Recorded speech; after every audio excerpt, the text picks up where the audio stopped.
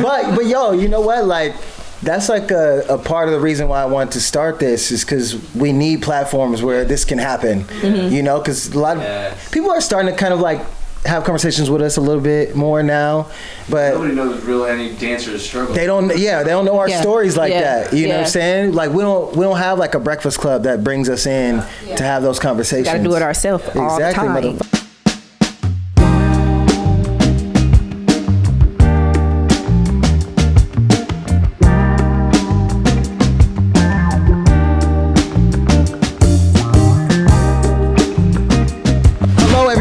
Welcome back to the Troupe Podcast. I am your host, choreographer, and trainer, Antoine Troupe. Here on this podcast, we talk about everything as it relates to training, creativity, and mindset to help you be your best self and do your best work. I'm very excited for this podcast. I always am. The guests I bring in, I actually really care about and have been following. And genuinely, when I say I'm excited to interview them and have a conversation with them, I really, really mean it. So today, I have my friend Storm here on the podcast, and we're gonna she literally just did the Super Bowl. Not only danced, but also choreographed a section in the Super Bowl. I want to hear all about that. And then we're gonna talk about her backstory and everything else she has going on. I think you'll be inspired by her story, and of course, we're always going to pull out different lessons and different tactics that you can apply to your own life.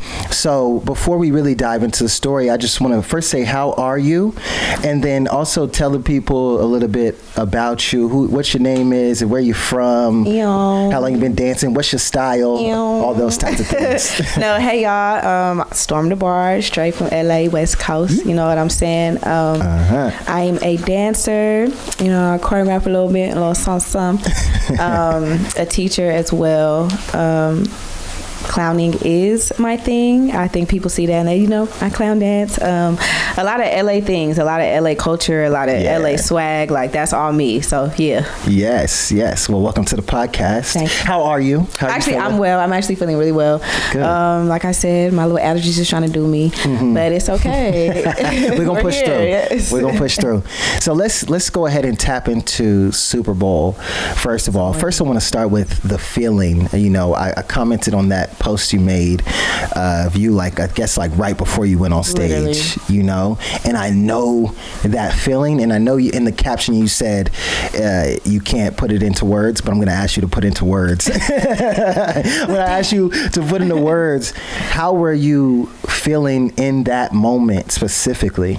Take us back to it. I don't even know. I just know, like, we were in the tunnel, and right before we got to our spots, before we went on the stage, like, it hit. Because, like, throughout the whole process, everybody kept asking me, like, Storm, how do you feel? How do you feel? Like, oh, my God, it's coming. The day's coming. The day's coming. And I'm just like, y'all, I'm going to have my moment, just not right now. Right. And we was in the tunnel, and when I was talking to the Kendrick boys, and me and Sheil Patrick Jones, she looked at too. What if she...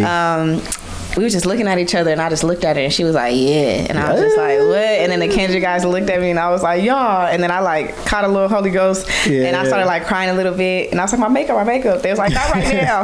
And I was like, okay, not right now. So then we're, like, walking. As we're walking, my hands started sweating. My back started sweating. I forgot the choreo. I said, wow, when do I go on? So I'm just walking, and then we get to our spots. Literally, my brother actually got to be right there. So I didn't even know he was right there. He was supposed to be on the other side, but he ended up getting right there, so he recorded that. So in that moment, I was just like, I'm really about to do this shit. Like, you know what I'm saying? I'm really about to go do this. So it just felt crazy. I felt hot, warm, excited, like relief. Black History Month. It was just a lot going on in my head while it was happening. So Right. Oh my God. I'm so happy you got to have that and got to experience that. I experienced it with you watching that. I could feel it. I could feel all the emotion. So tell us about, like, the process of creating, and tell me about the call. What did the call feel like? Like, when did you find out you were going to be doing Super Bowl? And then when did you find out you were going to be choreographing a section? Right. So Fatima, when she posted it on her Instagram, immediately I tweeted, I was like, I have to perform at this Super Bowl. I don't know what's gonna happen, where it's gonna happen at, who's gonna do it, where, but it's happening. And I just put it into the universe. I manifested. I wrote it down, and I told my best friend. I was just like, best friend, like I have to get this. He's like, no, you have to get it. So I'm like, bet. We already said it, and that's that. Yeah. At this point, did you knew who the performers were based off of Fatima's just based post, off right? the post. Right, just off the post. I was just like, damn, like this is legendary. It would make sense. It's a full circle. I think it would be great. Yeah, because LA. What? It's so LA. Yeah. So LA. So I'm just like thinking about it, left it alone, lived my little life. I was just talking earlier with her, but I have a condition called endometriosis, right? So the lining of my uterus is messed up. I have like fibroids and cysts and all that other crazy stuff. And I was going through one of my little episodes, and I was actually like in bed crying, like telling my family, like, call the ambulance, I need to go. Like I don't feel, I can't, you know what I'm saying? I can't do this no more. Sheesh. And then I get a text, somebody had my phone in it from D Smoke, and D Smoke was like, hey sis, like my good friend Fatima, she's trying to reach out to you right now. And I was like, somebody like, read the text. I'm like, read the text. I'm like crying, and they're like, Fatima Rossef, who? And then I was like, pass me the phone. And then like 2 seconds later, she texts me like, hey Storm, this is Fatima. I'm going to reach out to you regarding something. I want to talk to you on the phone. So then I was like, right now? Like in my head, I'm like, yo, I'm like boohoo crying snot, like. So I'm like, suck it up. So she calls, and I was like, hello? And then she was just like, hey Storm, just wanted to say, Fatima like just started explaining everything, and then she's like, yeah, I want to get one of the young ladies that was in your family function video to be in the Super Bowl. And I was like, oh shoot, like one of my kids, yes, like come on, let's do it. And then she was like, I would like for you to be in it too. She was like, and I would like to collaborate with you on some choreo for it too. But she just kept going, and I was in pain on the phone, like and then I was like, okay. And then she's like, okay, I'm gonna call you back, okay, like we're gonna talk about it. And then we hung up, and I was like, yeah. And then right back to pain. Like ambulance came, went to the hospital and everything. So I went to the hospital. You didn't get even a second to process. So I went straight to the hospital. I was in the hospital bed, drugged up, crying, whatever. I'm good now. I wake up and I have my phone in my hand. So I just texted her, and I was just like, hey Fatima, like I do not feel good right now. I'll be able to talk to you in like 2 days. Please just give me like 2 days. Yeah. She's like, I'm just trying to get on this. Like just let me know, whatever. And I'm like, okay, cool. So I'm just working on it. After I was done sick, we end up talking, and she was just like, yeah, this is what I want, and I want to work with you. So I was like, bet. But like coming from LA and just people, you know, selling dreams, selling stories, and things that I come from and things that I've been through, I'm not saying that she wasn't going to follow through with her word. It was just like, it was just too good to be true. And then I was just like, you know, people just be talking. Right. You know what I'm saying? Just like, she just, you know, it was a good idea. And she called me and was like, fuck it. In my head, I'm just like, well, after that, I was like, all right, cool. Like it happened. It don't. I'm just glad that it was even a thought. Right. And then we end up talking again, and I was like, okay, she's serious. This is real. She was like, she's like, auditions are coming up. She's like, we're holding auditions, and I want you to do the audition. And I'm like, cool. So I pop up. She's letting me make cuts and all types of stuff. So when she said do the audition, like she meant that. Like, I thought I was just gonna be there, like, you know, just watching. Not like you're going to audition, but you're like. Yeah, I thought I was gonna audition. I was like, I'm coming to audition. I brought my kids. I brought Boom Squad with me. We went up there. We mobbed up there, and they was like, Fatima's waiting for you in there. So I went in there. Dubs was in there. Tia was in there, and she was just like, so you ready? Like we're about to audition the people, and I was like, oh, like, okay. So I had to fall in line real quick. What we gonna do? She like, come on. So I just came up with the choreo like on spot, and the boys auditioned. They did amazing. She was like, I want you to learn. She's like, I want you to learn learn Mary when the girls come to audition. So like, I just stayed in the room, and I was just in the back like learning Mary's Tia's choreo, and I was like, I kind of got it. I was like, you know, I said, give me a little bit more time. Just give me a little more time. She's like, no, I got you. I just want you to learn. I just want you to be here to learn. Like I want you to be around, like just learn, just have fun. So I just like learned the choreo, and I was like, shit, I think I got it. Shit, if you book me for Mary, I'm in there. If not, it is what it is. And we did the auditions, and I was like, damn, bitch, you really just did the audition. Like after it didn't process till she posted it, and I was like, damn, bitch, you in. Like you I didn't even know. Shit, all right. The kids end up auditioning too.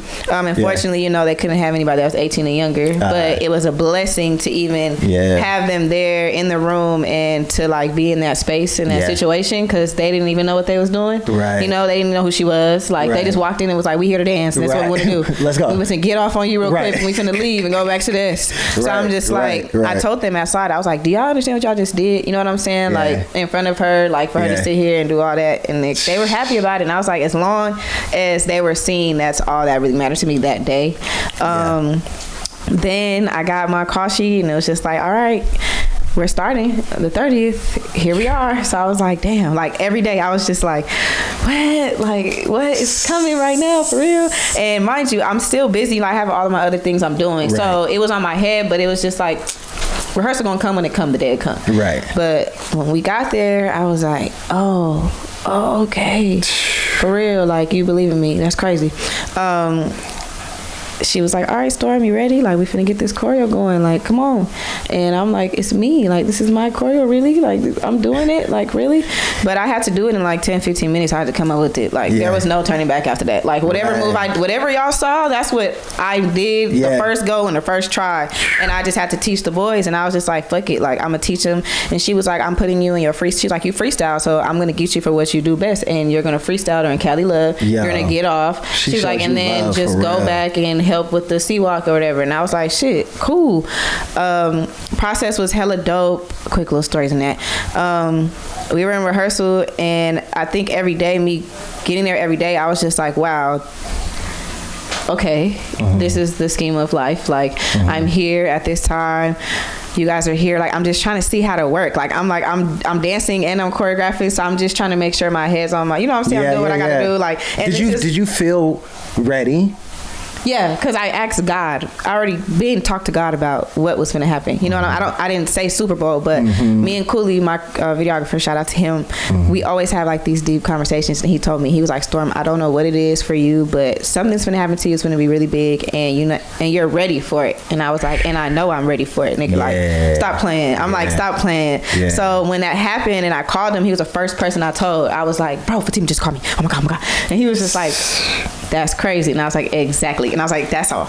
But we were in rehearsal, and I kind of like, the artists were in there with us, of course, but I wasn't really paying attention to that, really. I just kind of like, when I get there, I get there, like when I talk to them. But I kind of was just running my program, like doing what I had to do. Tia threw us in for Mary, Eminem, and Kendrick. So like, we learned the whole show damn near, and then, you know, things get switched around and stuff like absolutely. That. But I felt really good. Like, I'm like, damn, I'm really catching on to this choreo. You know what I'm saying? Like, it felt good the way they were working, like the team, everybody around, the production, everybody was just cool. Like, it felt like a good space and a good working space to be with people. Good. That's good to hear. But what happened? Oh, so after one of our takes, it was like getting closer to the day, and I had got done, and they were like, whatever, we're going to run it again. And I had walked past Kendrick, and something in me was like, just say it, girl. Just introduce yourself. Like, just do it. Yeah. So when I went to go turn around, I was like, hey, my name is, and he already knew, you know what I'm saying? Oh. And he was just like, I've been watching you. Like, you're doing your thing. Like, keep doing what you're doing. He was like, I want to work with you. Like, you're amazing. Like, this is amazing. Like, you're doing amazing. And I was just like, what? I was like, no, you're amazing. Like, I was like, no, you're dope. Like, and I was just like, that's you. Like, I was like, let me walk away before I start crying. Right. And then he started laughing, and I was like, you're amazing. And I just walked away. And then Fatima was like, Storm, did you meet Dr. Dre yet? And I was like, nah. She's like, girl, come on. And she grabbed my hand, and she was like, Dre, this is Storm. She came up with the Still DRE. Like, this is her. Yeah. And he was like, oh, you're amazing. Thank you so much. And I was like, no, thank you. Like, you're a legend, bro. Like, thank you for even allowing me. You know what I'm saying? And I just like walked away, and every day I was just like, nigga, did you just? Yeah, you did.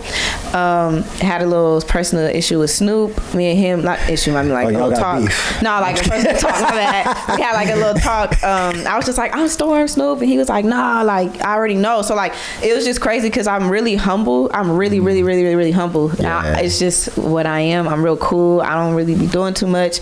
So for everybody to be like, we watch you already. I'm just like, I would have never thought. Like, in my head, I'm like, I would have never thought. Everybody else been like, what? Like, come on now. Me, I'm like, nah. Like, I never know who watching. I grew up listening to Snoop Dogg and Dr. Dre. Like, the songs that we performed to, like, that would family like that, all that, like, it all was aligned. So being in rehearsal and like doing all that, and then the day getting closer, and everybody kept coming up to me like, when the Rams game when we had to figure out if they're going to Super Bowl or not. Yeah. Snoop made us stop rehearsal, and he was like, let's watch. We finna see if they gonna win. We gonna watch right now. So I'm just sitting there, I'm watching them. Mind you, I love football. So other than me loving football and the Super Bowl just being in line, it was great. But I was just like, okay, if they win, like, Storm, do you know what this means? Like, so I'm just sitting, I'm in the back, everybody in front of the TV, and I just heard everybody screaming. And then, like, I just, like, walked away, like, away from everybody, and I started getting real emotional. And I was like, oh my God, bitch, like, they just won. Like, they just won. And all the boys kept coming up to me. Like, I respect all the men that were on that job with me, and the women too, but the men especially, because, like, every day they was just like, Storm, like, you're amazing. Hyping. Or, like, just every day, like, you know what you just did? Like, you know what I'm saying? I'm just like, yeah, it's not about that. It's not about that. Come on, let's get these steps. You know? And also for them to really sit there and respect the culture and really want to learn and, like, you know, just like talking to me more, asking me more questions, asking me like, what is this? What is that? And I'm like, all those moves you guys saw are stamped LA dance culture moves that we do in the hood, that we do in the street when we just be hanging around, when we just be in the living room. So I had to explain to them, like, oh, this is called the juice. This is called the squabble. This is the two-step. This is walking. You know what I'm saying? Like, we really have to do that. So I respect y'all for that, because y'all did that. But I wasn't in the C-Walk piece originally. I was just choreographing it, right? Tell me why my girl Fatima, shout out to you. She was like, Storm, we need to go redo C-Walk. Like, we just need to, like, fix some things or whatever. She's like, come with me to the stadium so we could go watch the playback, so we could see where the camera's gonna be or whatever. So I'm like, okay. So we watching it, and she was like, where are you now? Like, by this time, where are you? And I think it was like Eminem's part. And I was like, girl, I've been off. Like, soon as Mary come on, I'm out of there. And she was like, no, I'm just gonna call wardrobe and ask them to get you a Dickie suit, and you're gonna do C-Walk with the boys. Like, why not? And I was like, Fatima, stop fucking with me. I said, well, fuck it up. And Dub started laughing, and Tia started laughing. I said, no, y'all think it's a game. I said, I'm gonna. What are you talking about? I said, you know what you just did? Yeah. And she was like, and tell she and Shalee if they are gonna be on the 3 cars too. Like, they'll be with you on the car doing the C-Walk. And I said, are you serious? So I texted she. I'm like, they back at the tent. I'm like, I said, I know you've been watching the rehearsal, so I know you know the step, but you know what I'm saying? Like, we finna, when y'all get to the stadium, we finna do the shit. So come on, you gotta learn it. So Shalee and she, they held it down. They learned it so quick, and we got on them lowriders, and we had to do what we had to do. yo, this is a crazy story. No, it's insane. I'm trying to tell you. Man, yo, that is so amazing, and the alignment of all of it. For sure. And it's just so much God just put it. It's so much God making the plays. It's so much God. I'm trying to tell you, like, every second I was just like, thank you, God. Like, in that video, I promise you, I was like, thank you, God, thank you, God, thank you, God. And, like, my brothers, rest in peace, my dad, rest in peace. Like, I was just like, y'all, like, God. We here. You know what I'm saying? Like, we in here. Like, it was more than that for me. Like I said, I played football. You know what I'm saying? Right. I had brothers I played football with. You know, I played for 3 years, so I built, you know, really strong connections with my brothers and stuff. And one passed away, so it was real. It was like a whole situation. You know what I'm saying? Like, not only am I choreographing and dancing at the stadium in Inglewood, being football, being at the Super Bowl and the NFL, like, I was like, it's not about me. It's like a whole thing, crazy. You know? So people are just like, oh my God, you did the Super Bowl. And I'm like, yeah, I did. I was like, but it's definitely a different perspective for me. Yeah. Damn. I don't even know how to keep the podcast going after that. That's like a lot to process. That's amazing, yo. That is amazing. So, okay, so this is an epic moment in your life, right? But let's go back, you know, like, how did you get here?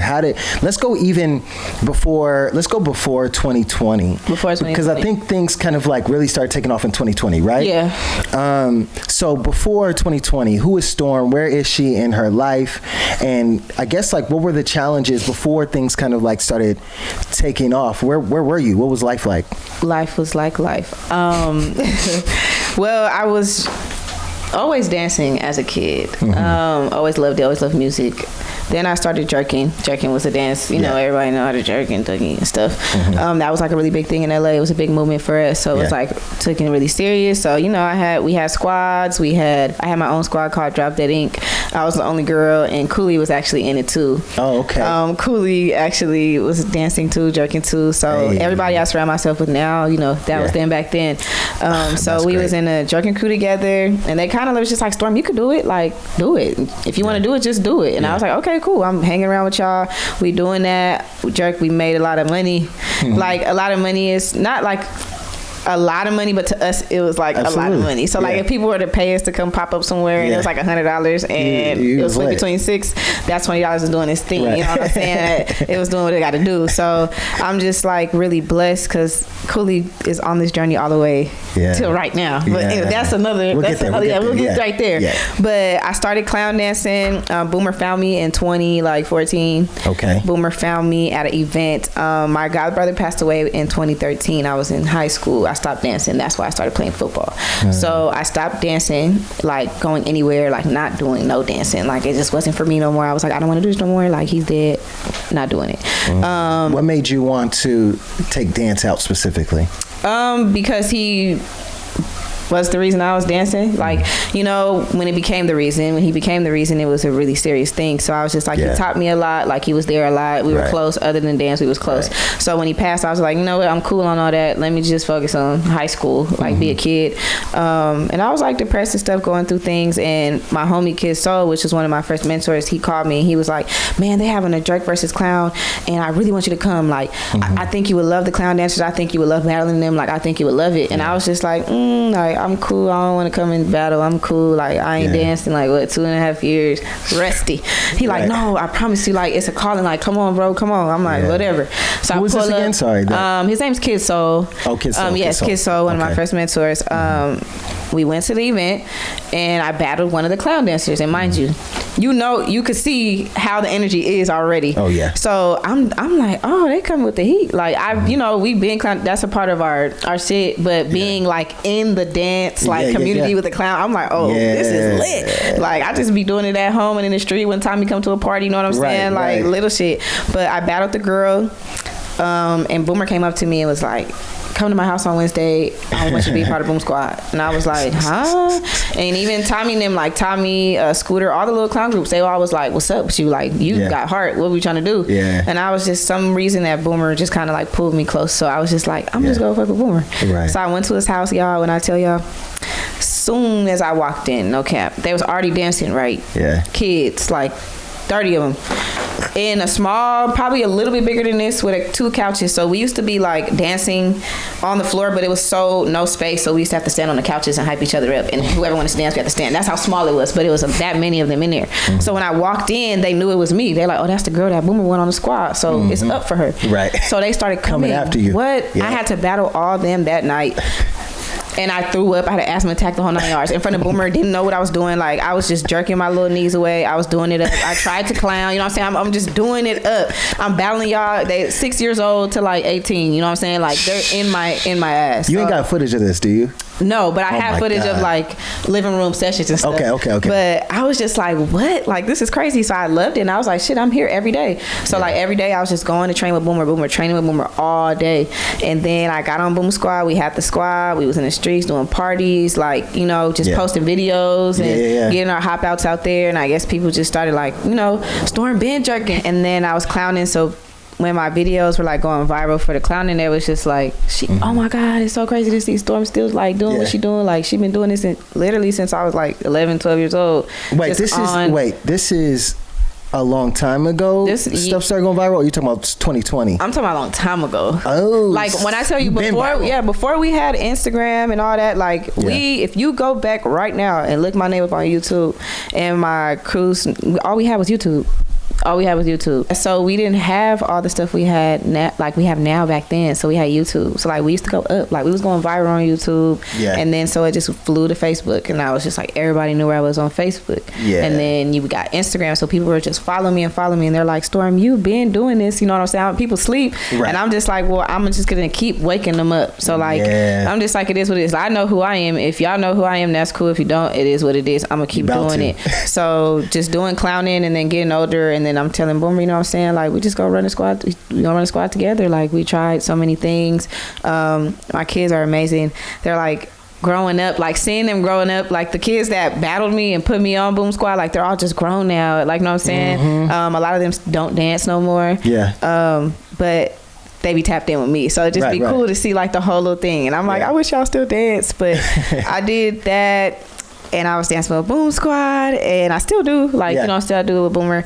But I think things just started happening. Like, I linked with something crazy happened in 2019 with someone that was trying to, like, just put me down and talk down on me, and like, I was under their supervision. They were my mentor, but it just got really weird. Like, I don't know what happened, and I was just like, you're kind of mad that I'm doing what I'm doing. I don't know. You know what I'm saying? Like, you probably felt insecure. Yeah, so I don't know what was going on, but it happened, and I was just like, I've got to get out of here. And literally the situation that it happened was the last day of 2019 going into the new year of 2020.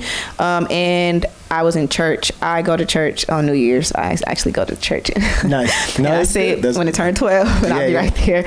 But like, God literally was telling me and the pastor everything that he was saying, and the situation that just happened 2 hours prior before it hit 12 o'clock, it was insane. Like, the situation happened, and I sat in church and I was crying about it, and then God and the Lord was just like, you need to focus on you going into 2020. Like, whatever, basically everything that just happened, I'm like, you're just saying it right now. Like, what is going on? So I was just crying in church, like, God, whatever I'm about to do, I'm just going to do it. I don't need that lady. I don't need anybody. I don't care who's going with her, who's going with me. I'm going to just keep it pushing.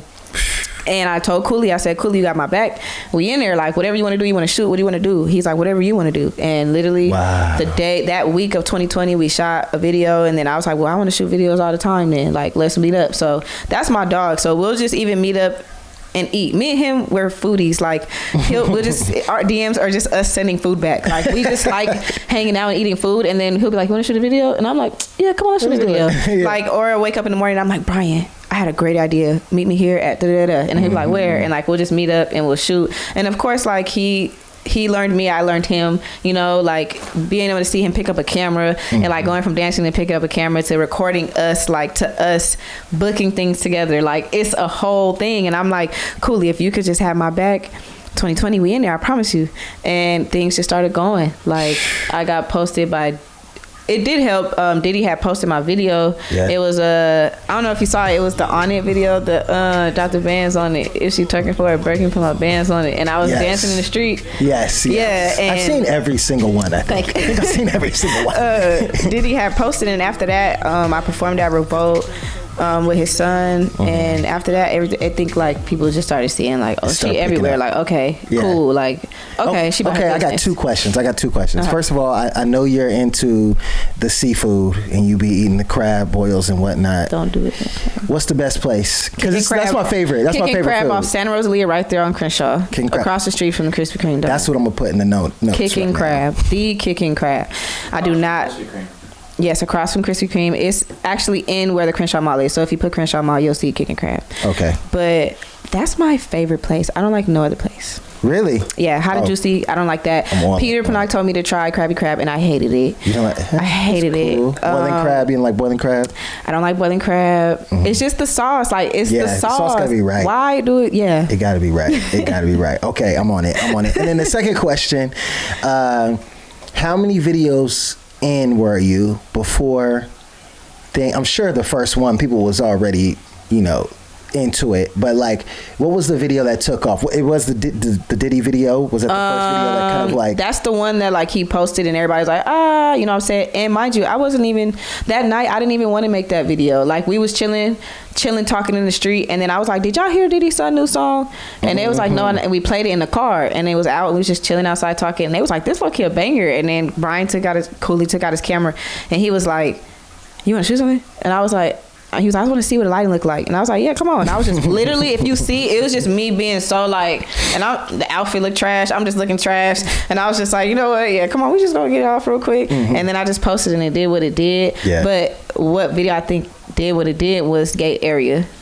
Yay Area, that was 2020. Yay Area, that video also wasn't supposed to be a video. Like, I was supposed to dance to Muscle Cars, and we was driving there the whole time, and I was just like, I was listening to it, because with how my video process is, if I'm in a car and a song come on and I really, really like it, I stamp it, I dance to it right then and there. Like, if I'm driving, I'll stop, or I'll go to my auntie house, and I'm in my bag, and I'm like, Brian, I see it here, I want to do it here, and I want to wear this, and my hair like this, and I want to do it right now. And I just tell him I have to get it off. But like, literally, where Yay Area, I was like, I want to do Muscle Cars, let's pull up. We pulled up, and he was like, you doing Muscle Cars? And I was like, yeah.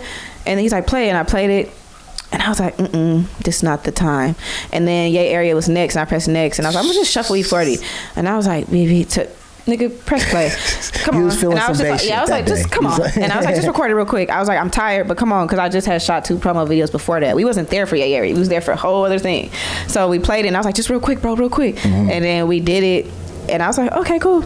And then he was like, all right. And we just left. We hung out for the rest of the day. The next day, he was like, bro, you got a video, bro. He was like, I know you wasn't thinking about it, but I'm just letting you know that you got a video. And I was like, I said, for real, bro? I'm like, for real, bro? And he like, bro, for real? I'm like, nigga, like viral, bro? He like, no, like viral. And I was like, all right, fool. And he sent it to me. As soon as he sent it to me, I literally threw my phone. I was like, what? And I was like, shit. And then I posted it, and it did what it did. And it touched a lot of people. And I was just really excited about that. So after that, I was just like, oh yeah, we on a roll. Like we did Drop Down and Get You Along, Girl. That was also very impromptu. We was just going to the beach. We like to go to the beach, have tent days and shit. Mio and shit and Cooley. Fire. Oh yeah, we do a lot of shit. But we were doing that. We were just at the beach, and Cooley brought his camera as always, and he was just like, I just want to see what time the sunset goes, so I just could see if I want to come back and shoot at the beach one day, just see how the sunset is with the camera. So we was like, shit, we just gonna stand in frame. And then I was like, shit, girl, can you play some music? Like, I'm not gonna just be standing in no music. We just chilling here. We might as well play the music. And he just played that song, and I was like, I said, come on, yeah, let's shoot real quick, come on. Because I had a tube top, and I kept holding it. I was like, I can't dance, but I'm going to try. So that was the first time he put his little spice on a video. And I was like, I said, I just want to let you know you want me to call this nigga.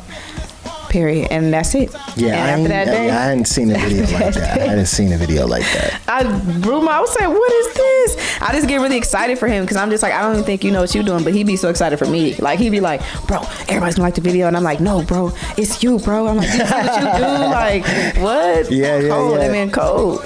Okay, so 2 questions. Like, one, what do you think is the key to a powerful collaboration? Like, what's the secret to a collaboration working out? I don't really collab with a lot of people. And the reasoning is because people's energy, like, I'm really big on energy. I'm really big on people's intentions and what they do. Like, I really like checking people out. Sometimes I really be on Instagram like, oh, I want to collab with this person. But sometimes it's just not aligned. Sometimes it's just, like, if I feel like I'm doing too much or I'm trying to make it work too hard, that's never going to work for me. I just like working with the people that are in my circle, because I know their intentions and I know their vibe and what we're trying to reach for. You know what I'm saying? So when we do those, it just, and then if I do collab, I think I'll probably collab with like 2 or 3 dancers before. And it's just solely off me just being super excited. Like, I just want to get this off real quick. Like, come on, let's just do this real quick. And they're like, oh my God, can we do another video? And I'm just like, no, I'm sorry. I'm sorry. No, not like that. I'm like, no, this was it. I'm sorry. Cause it's real, it's like a personal thing when we shoot. Like, I really tap in, you know what I'm saying? Like, it comes from a different type of vibe. And if you're not in that vibe, why would I want to sit here and share my energy with you? You just about to rob me from my energy and my vibe. It's not happening. So I just be, for real. Like, we really be tapped in. So when we be dancing and I get off and I get off that camera and I walk off, and he just be like, man, I felt that. And I'm like, you did? He's like, what did you go through this week? I'm like, bro, I didn't get to call you, but so-and-so I just had to let it out. Like, literally, how many times I didn't cry before a video or like cried after the video, because I just had to let it out. Literally, that's when people be like, oh, what do you do when you sad? And I'm like, dance, fool. Like, I get in front of the camera. Every emotion, ugly facial you see is literally because something just probably happened. And because I really love this shit. So I'm just like, it's funny you say that. I was literally telling Bobby, who's one of our shooters, I was telling him yesterday, or we were talking to a dancer yesterday after training, and I was like, every time you see me dance is a testimony. You see my experience, you see what I've been through in my life every single time I dance. So I definitely resonate with that heavy. For sure. So it sounds like kind of like the secret is just it being organic and authentic. Being organic and authentic for sure. And like energy, good energy. Yeah, good energy and being you. Like, you barely meet people who are themselves, because I feel like a lot of people want to be other people in this world, and especially in the dance industry, from what I see and what I've felt just like energy, not even having to say anything. I'd just be like, oh yeah, no, I can't do this. Like, I'd rather just stick with my secret society of friends. Yeah. And we just keep doing what we're doing, you know, and just and look at where that has taken you, you know, like, it's not like everybody's just going viral clown dancing like that, you know? And it's not like you've seen it everywhere. You stuck to your guns, you stuck to who you are and your people, you know? And it's just crazy how for you, like your own, you have taken off, but also like being able to have this moment in the Super Bowl, which is like the epitome of like everything that you are and you've experienced. You could have only got that by being you and putting that on full blast. Yeah. You know what I'm saying? That's incredible to me. That's funny. I meant to say one more quick Super Bowl story. We was sitting there. We had to redo the C-Walk or whatever, and she had me up there, and we was looking at the film again, and she was like, "Do you see that spot right there?" And you seen the spot where I came on for 50 when the camera was right dead on me. I was back more, closer to the car. I was way back, and she was like, "You see that spot right there? Yeah. When the camera comes, make sure you are right there." She was like, "And I need you to be doing what you do, what your city knows you for." And I was like, okay, girl. But I didn't know it was going to be that close. Like, you know what I'm saying? And I'm just like, there's cameras everywhere. It's a lot going on. So, yeah, the camera's here. But when I saw the playback, like, I went back to my family's house after, and we watched it, and I was just sitting there. We watched like 3 times back to back, and I was just sitting there like, she really did that. Yeah, she did. Shout out to you, Fatima. That was such a moment to be able to see that on that stage, clowning on that stage in that way with you and you doing it. Oh man, that was a moment. There's a lot of historical moments in there, you know, which is, like I mentioned, this is why I wanted to have you on the podcast, because this is Women's History Month, and you really made history with that, and I believe you're going to continue to make history with everything that you're doing. Thank you. You know, so super excited for you. Sorry, straight away. It's okay. Get back to where we were. You met Cooley. Things are taking off. Y'all are just experimenting and exploring. Oh, what I was going to ask, I feel like it'll probably be a similar answer, but I was going to ask, like, what is the secret to making a video that really connects and is shared? Essentially, like, what is the secret to a video going viral, in your opinion? I don't shoot my videos to go viral. Yeah, that was never that was my plan. It was just to put out my work because I wanted people to feel me. But I mean, being me, I guess that's just been happening for me. I don't really shoot to go viral. I'll ask it another way. Why do you think your videos have gone viral?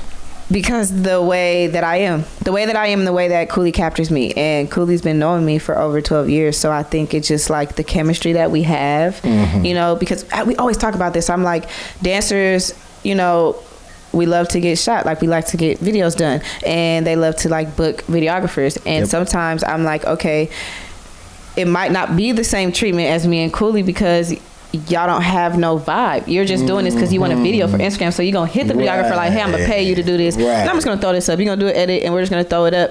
But the intention that me and Cooley have behind these videos is way deeper than that. You know what I'm saying? So for an example, when we did, what's that song called? Give It To Me. Give Me That. The Jay-Z and Pharrell in Leimert Park. I did. I'm terrible with the names Give of It songs. To Me. Give Me That Funk, That Sweet. I'm a hustler, baby. I just want you to know. Yeah. That song. We did that video. That one went viral, but that wasn't my intention. I was like, I want to go to Leimert Park.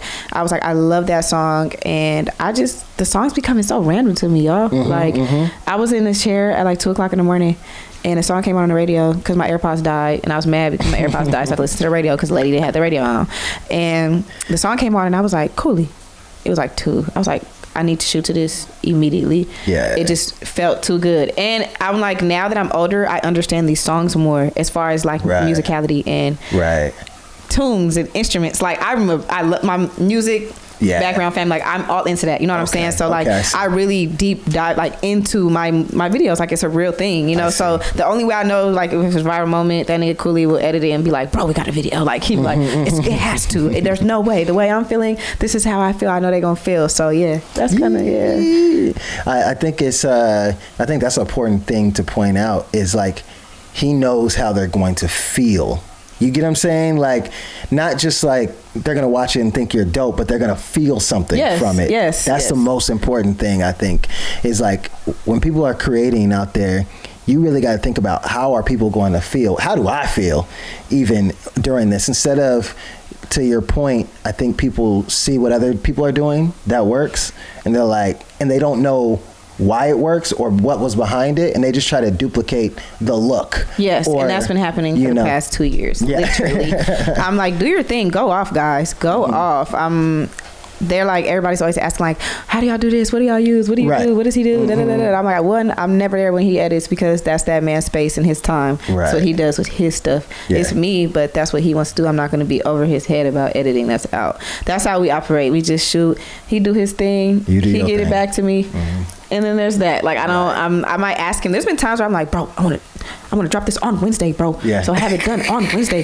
But other than that, he'll just be like, I have the video to you here and there. You know what I'm saying? So like just working with him and him knowing me the way he does, like literally that, I think that's what it is. It's a connection. Yes. Yeah. I see. It makes sense. It makes perfect sense. I mean, at the end of the day, we're all humans and we connect on very human things. And I think that's what you've exposed. You kind of like represent, I think, how a lot of people would want to dance or want to feel to a song, but maybe they can't do what you do, but you stand in the gap for them. You get what I'm saying? I feel you. Okay, so I want to next talk about, I want you to tell people about clowning and what that is and what that means to you. And then I also want to hear about your crews. I want to hear about the council and Boom Squad and what those mean to you. Clown dancing. So a lot of people don't know, but Crump came from clown dancing. First. I think that maybe back then, like with all the clown dancers that started it, of course, like I don't know how they promoted it or like how they went about it, but clearly Crump came, you know. Well, it's really because Rise. Because of Rise, and I'm just like, people just chose a side and just made Crump be the thing when it could have just been both. But I feel like Rise almost positioned it as like, clowning's out now, Crump is taking over. That's kind of how they positioned it. When I was younger, that's how it used to be. But like when we used to watch Rise and like, you know, like Tommy used to come and all that, like it's just is what it is. We still fucked with the clowns. But like growing up, Crump was like the thing. And like, of course, like you see like Miho and everybody like going out of state, like that's a beautiful thing. Like being able to go overseas and teach Crump, that's amazing. So I'm like, if they could do that, I could do that. You know what I'm saying? Like I can get clowning out. And I was like, I'm not attached to Tommy, you know. I've never danced with Tommy the Clown. But I'm not attached to him, so I'm just like, I'm gonna do me. And Boomer used to dance for Tommy. Boomer left, and he started his own squad. So once that happened and we locked in, I kind of was just like, well, I'm gonna start teaching this shit. You taught me. It's been like 6-7 years now. I'm in my bag. Like we're gonna do what we need to do for clowning because nobody knows about it. I'm like, how y'all don't know about it? And you guys are 20 minutes away. That doesn't make any sense to me. But y'all know Crump and y'all know all these people are just weird. So I'm like, I'm gonna just do it. So clowning just means a lot to me because it's just really gritty. Like it's gritty, it's street. Like we didn't have mirrors growing up. Like I didn't have no mirrors, no teacher, no dance teacher. My mom used to say, it's just too expensive. That's too expensive. I don't want to, you know what I'm saying? Like I don't want to. We didn't have money for that, just for you to go playing around in something that you don't know if you really want to do. And we used to just have streets and living rooms and you know, family functions when they ask you to, family asks you to dance. There's your go time. I'm in there. What? Like I used to, you know, I would be embarrassed. I was never embarrassed. I used to be like, play Sierra 1-2 step, and I used to do the same routine every time. Let me tell you. But it was just really cool to just be a part of clowning and just seeing it, because like when you see these kids, like a lot of people don't know, some of them don't have their mamas, you know what I'm saying? The hood is the hood. We lose people every single day, y'all. It be their daddies, their mamas, their sisters, their brothers, and they don't have a lot of people. So they don't have they don't have anyone to tell them like, hey, go be great today. It's just, it sucks, you know, but go be great. Hey, what do you like to do? Like they don't get asked these questions. It's just kind of like, go to school, come home, get on your phone, and I'm gonna go do me and you do you. That's how it is in the hood. So for us to really care about these kids, I'm like, no, y'all gonna know what's up. Y'all gonna know y'all worth, and we're just gonna get it cracking just like that. So I teach them a lot of things. Boomer teach them a lot of things. Like, I just be excited for Boom Squad because I'm like, y'all have so much. Like, y'all can learn so much, and they be so tied into it because, you know, Tommy the Clown's the first, so they like, Tommy the Clown, Tommy the Clown. And I'm like, that's great, cool. Let him do as he's doing. But we're going to do this over here. Come get you this check real quick. Just come over here. You know what I'm saying? Come get this check and really see what life is. Like, it's not just the streets. You know what I'm saying? Like, we hop out of trucks. They don't eat. Like, Boomer be paying for it. We be coming out of pocket. You know what I'm saying? Like, we get into trucks. You paint your face. You waking up at 7 o'clock in the morning to get to Boomer house to paint your face, for us to leave at 12 o'clock, for us to be in a car with 14 kids and us being, you know what I'm saying? Like, just struggling. Like, me and him just looking at each other saying, well, another weekend it is. You know what I'm saying? Like, me going to rush off work. You know, at the time I had a job, like 2016, 2017, I was rushing from work, like making extra bread so I could buy, like, you know, the kids just putting money for their costumes and like paint and like Boomer spending his last on food, like dropping all the kids off, picking them up. Different hoods, you know what I'm saying? Like, you have to think about these things where it's 2 o'clock in the morning, we're dropping off kids in different hoods, you know what I'm saying? So it's more than what people think, you know what I'm saying? When they see it, and I'm like, that's why I'm so adamant about people clown dancing. Like, I know you guys love it, but please don't get on the internet and do it. Please don't go and teach yourself. I don't know. I feel like people get excited. You know, you get excited, you want to learn something, you want to post it, you want to do it, but it's like, no, because you don't know what they go through, and you don't know what we go through on that side of town. And when we're dancing, all that you feeling, getting excited, like, oh, they getting off. I'm like, they had a hard day today. That actually brings me to a question I feel like a lot of people haven't really talked about, as far as like, I mean, you even see it with hip hop. Hip hop started here. Obviously, it's global now. People got interested in it. And this happens when styles are dope and it connects with people. People want to learn it, but maybe don't have access to you know, access to it. So in your opinion, what should people be doing if they are a fan of a style and they really want to learn, but maybe they're in a whole nother country across the globe? Definitely do some research. I think doing research and like pinning, you know, what the people do, what have they done, like who do they work with, check them out. Instagram, YouTube, there's a lot of ways now, and make sure that they're original, you know, because it just gets really hard, like you said, like it's out now, so it's like you can't control, because people gonna do what they want to do. Just like when I see she had do Memphis Jukin, and I'll be like, girl, teach me the little, you know what I'm saying? I'll just be playing around, I'll be doing my little thing with her, but I'm just like, no, when I'll never do it out in public and post a video just because my homegirl know how to juke, and I'm just know one step, because that's disrespectful. It's more to that. Like, it's way more to that. So I just think they just have to do like research and just reach out. It's not hard. If we're able to get our phones up and text and post and comment, you can reach out to somebody and say, hey, I really like this style. Can you teach me? Or can we learn about the history first before you even teach me? You know what I'm saying? Like stuff like that. Yeah. I think even if the movement is, or there's enough interest where that person is, like, fly that person out. Fly, you know, if you look up to the people, bring them out and learn the styles. That's how hip hop really started spreading, as far as like in the overseas, I guess, like class scene, because they was flying people out. I can't speak for everybody else or every freestyler, all that kind of stuff, but that's what it takes. Or you go to the place. Like, I know Lore, dance hall. We actually talked, yes. Like, she literally went to Jamaica. Like, she went and was like, hey, to the hood. I want to learn in Jamaica now. Yes, it's a white woman, and that's why I be saying it be blowing me, because I'm just like I said, we are 20 minutes away. Sometimes 17. Sometimes 17. I get here in 18. For you to bring your ass. And ask some questions. But instead, people have big egos, and they feel like because they've done so much already, or their resume is long, and they're on tour, and they work with this artist, and they have this, I don't know what's going on, people head being big and egos and all that stuff. I'm just like, no, it makes no sense to me. I don't care what you've done. I don't care if you've been on tour with Michael Jackson.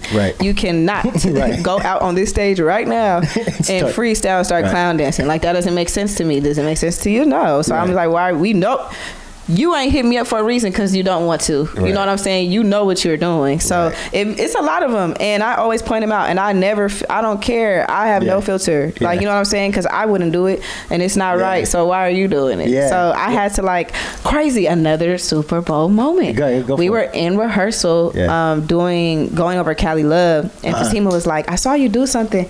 It was like banging. And she started doing it. She was like, you think we could do it? And I was just like, I'm not going to lie. No. Right. Swear to God. Everybody in the room was like, and I was like, yeah, no. I was like, because we're just going to have to have extra rehearsals after this. Right. For the remaining of the time till the 13th. Right. Yeah. And y'all going to have to come to the West Side before rehearsal and after. You know what I'm saying? Right. We're going to have to take it there if we want to take it there. And she was like, she started laughing. She's like, I love you. And she just walked away. And I was like, because I have to be me at the end of the day. I can't, like, I have a different background from a lot of dancers because a lot of them come out here to pursue their dance, their career. So they have to do what they got to do what they got to do. Right. But we are two different spectrums of life. Right. I'm making my life the way I want it to be, and I'm going to keep doing that. Yes. And I want to open doors for Boom Squad and my kids, and I don't have to feel obligated to feel like I need to be on a job or feel obligated to feel like to be in the industry, I'm gonna make it or not. Like, I don't know. You know what I'm saying? I'm just trying to make my own lane. So if Fatima hit me like, hey girl, you want to do this? I could just be like, yeah. Or if I'm just like, no, it's okay. Yeah. And if I don't take the job, I'm not like, oh my God, how I'm going to. Right. I'm not a good dancer. Nobody knows. Like, no, I'm not. No. Right. I feel like that happens a lot. It like does. When I was in rehearsal, I was listening to a lot of stories and I'm like, oh my God, like, like y'all have no, that's not me. I don't do that. No, like somebody came up to me like, you really said that. Like, you really said, no, we can't bang. I said, yes, I really did. Like, I don't know what y'all thought this was. Right. I don't know what y'all thought. But and that's what I love about you. But how do you feel empowered to say no in those instances, and also just in general, being a leader and bringing people together and all that kind of, like, why do you feel like you're the one to do it? Mind you, you're doing a great job. Thank you. But I'm just asking because I know a lot of people feel like, oh, that's somebody else's job. Somebody else is going to take care of that. And they might have a passion for like things need to change or something needs to be different, but they kind of feel like somebody else is going to do it. Mm-hmm. What makes you feel like, no, I'm going to do it? I just took it because at the end of the day, I do it for myself. Mm-hmm. So I'm just like, I could do it for the people too. Because people don't like to speak up. I mean, not that they don't like to, but you know how that go. And like having your own opinion and saying how you feel at certain places with certain people and stuff like that. I'm just like, I'm going to do it because, I mean, what's the worst that's going to happen? Right. Because if she would have said, okay, I'm like, okay. And we would have been right there, tired as hell, all day dancing. Or she would have been like, okay, never mind. Just like she said, never mind. It's cool. We just going to do this instead, you know? So I was just like, it is what it is. What's the worst that is going to happen? Like, I don't... If she was like, okay, well, never mind. We don't need you for a Super Bowl no more. It would have been hurt, but it wouldn't have messed up anything I have going on outside of that. You know what I'm saying? Yeah. So just got to keep being strong and being the leader. Yes. Okay, so... council. The council women. Me and Amari got on the council women in 2020. So the incident I told you guys that happened right before the new year with the lady. Yes. Me and she met probably like 2 or 3 times because she was working real close with Cooley. Because Cooley's older than me, so he was in the industry before me, and he already was kind of like hanging around she and all them, like Soup and all that. So they already had like a bond and stuff. And he was telling me about her, like, yo, I think you would love she. Like, I think you guys would vibe. Like, I think you guys would be really cool together. Like, you should meet her. And I was like, you know, I'm in the West. I don't have no car right now, so y'all know how that go. My life is just Boom Squad and the hood. So I'm like, whenever she come out here, just let me know. And we linked up. Once I had audition and she had audition too, and she was there and she was like, Storm. I was like, she. And then like we hung out, we did the audition, and then she was like, you want to like hang out? So like we hung out, we shot a video, and then after that we just like kept in contact. Then like we had an incident where we like met again and we made another video. So I was like, okay, cool, she's hella cool. COVID hit, right? And the situation happened. I told her about it because she knows the person too. And I was just like confiding in her. I'm like, I don't really know you like that, and I know you know the person too, but I wanted to talk to you. And we talked, and she had just really good things to say to me. And I was like, I kind of like just want to be around her more. And I was telling Kui like I want to be around her more. So I hung out with her and Yoey, and we actually had like a COVID scare all together for Cooley's birthday. It was like a whole thing, and we had a COVID scare, and I had to end up staying with them. So I ended up like kind of like living living with Yoey and she for like 2 months during COVID because I couldn't go back home because like it was multiple scares back to back. Right. And I was like, I can't go home because my godmom, like, you know what I'm saying? I just like, it's just too much. I just couldn't go home. So I just stood there and we kind of had to just build a friendship, just me being there every day. Like, I was really cool with she first, and then Yoey, I think she got off tour and then she was like around more. So like me and her built our friendship. And then I remember one day I was over there for like 2 weeks straight, and Amari came over. She was like, oh, Amari's coming over. And I was like, okay, cool. So I remember meeting Amari because prior to COVID, I went to a party and I saw Amari there, and Amari started dancing. And she started dancing, made me want to dance. Nasty. So I got off and she came up to me and she was like, oh, you're cold. Yeah. And then so when she brought Amari up, I was like, yeah, I was just in the club with her like before COVID, and she came, and then it was weird because all the girls were there, like Alexa, Crystal, and everybody was there. Yoey and they turned the lights off and started flickering their lights, and Yoey started saying some funny stuff, and she was like, we want to welcome Storm and Amari to the councilwoman. Like, it was like a whole thing because I mean we talked about it before. She was like, how would you feel about being part of the council? And I was just like, I mean, I think the way life is going for me right now and the situation I just got out of, I think it'll be great to be around a powerful woman. And that's what I need. I need that. Being broken down by another black woman, like, I was hurt. You know what I'm saying? I'm like, oh yeah, I was hurt. Like, I need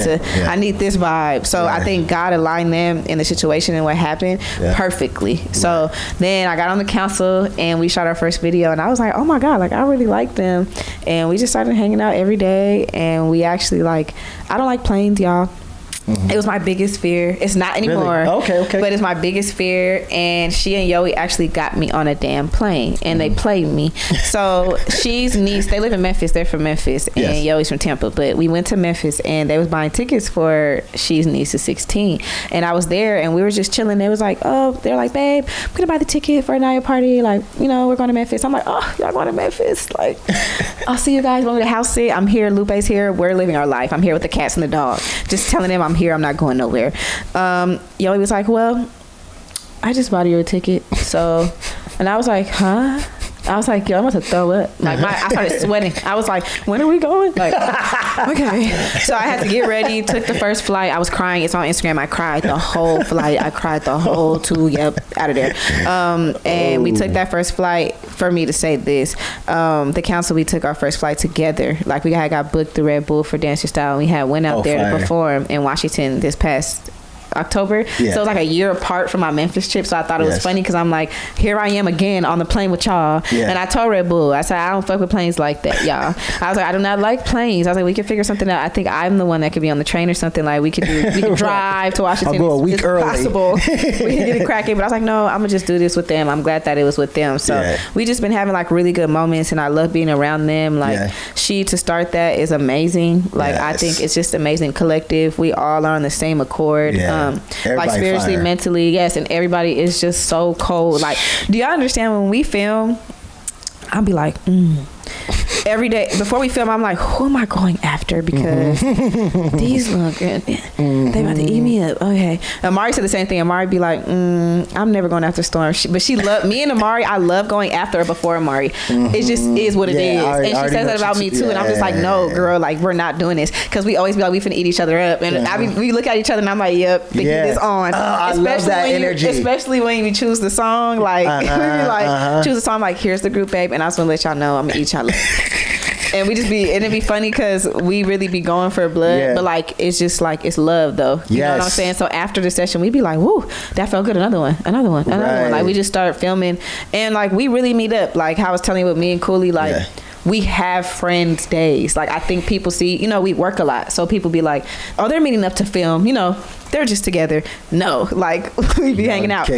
No, we be hanging out. You have tissue? We be hanging out, and it's just funny to see because, like, I don't hang around a lot of women. My brothers and stuff, I have a lot of brothers. I hang out with a lot of men. Like, just how I grew up. So being around them is just crazy because I'm like, dang, I don't even like girls. Like, I be telling them, like, I don't even like girls like that. I'm hanging around y'all way too much. Like, I've got to go home. Like, this is wild. Like, we already danced. I don't even want to be around. No, why? But we like have like girls nights. One night, this is funny.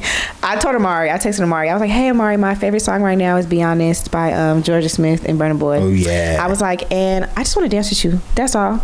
That was on Monday, guys. Okay. Throughout the week, Amari was like, let's have a girls' night. Cool. Saturday comes, we're having a girls' night. Girls' night consists of everything else but dance, because that's what we're doing. Right. Cool. So we're there, we're drinking, drunk, we eating, turned up. Amari like, Storm, play the song.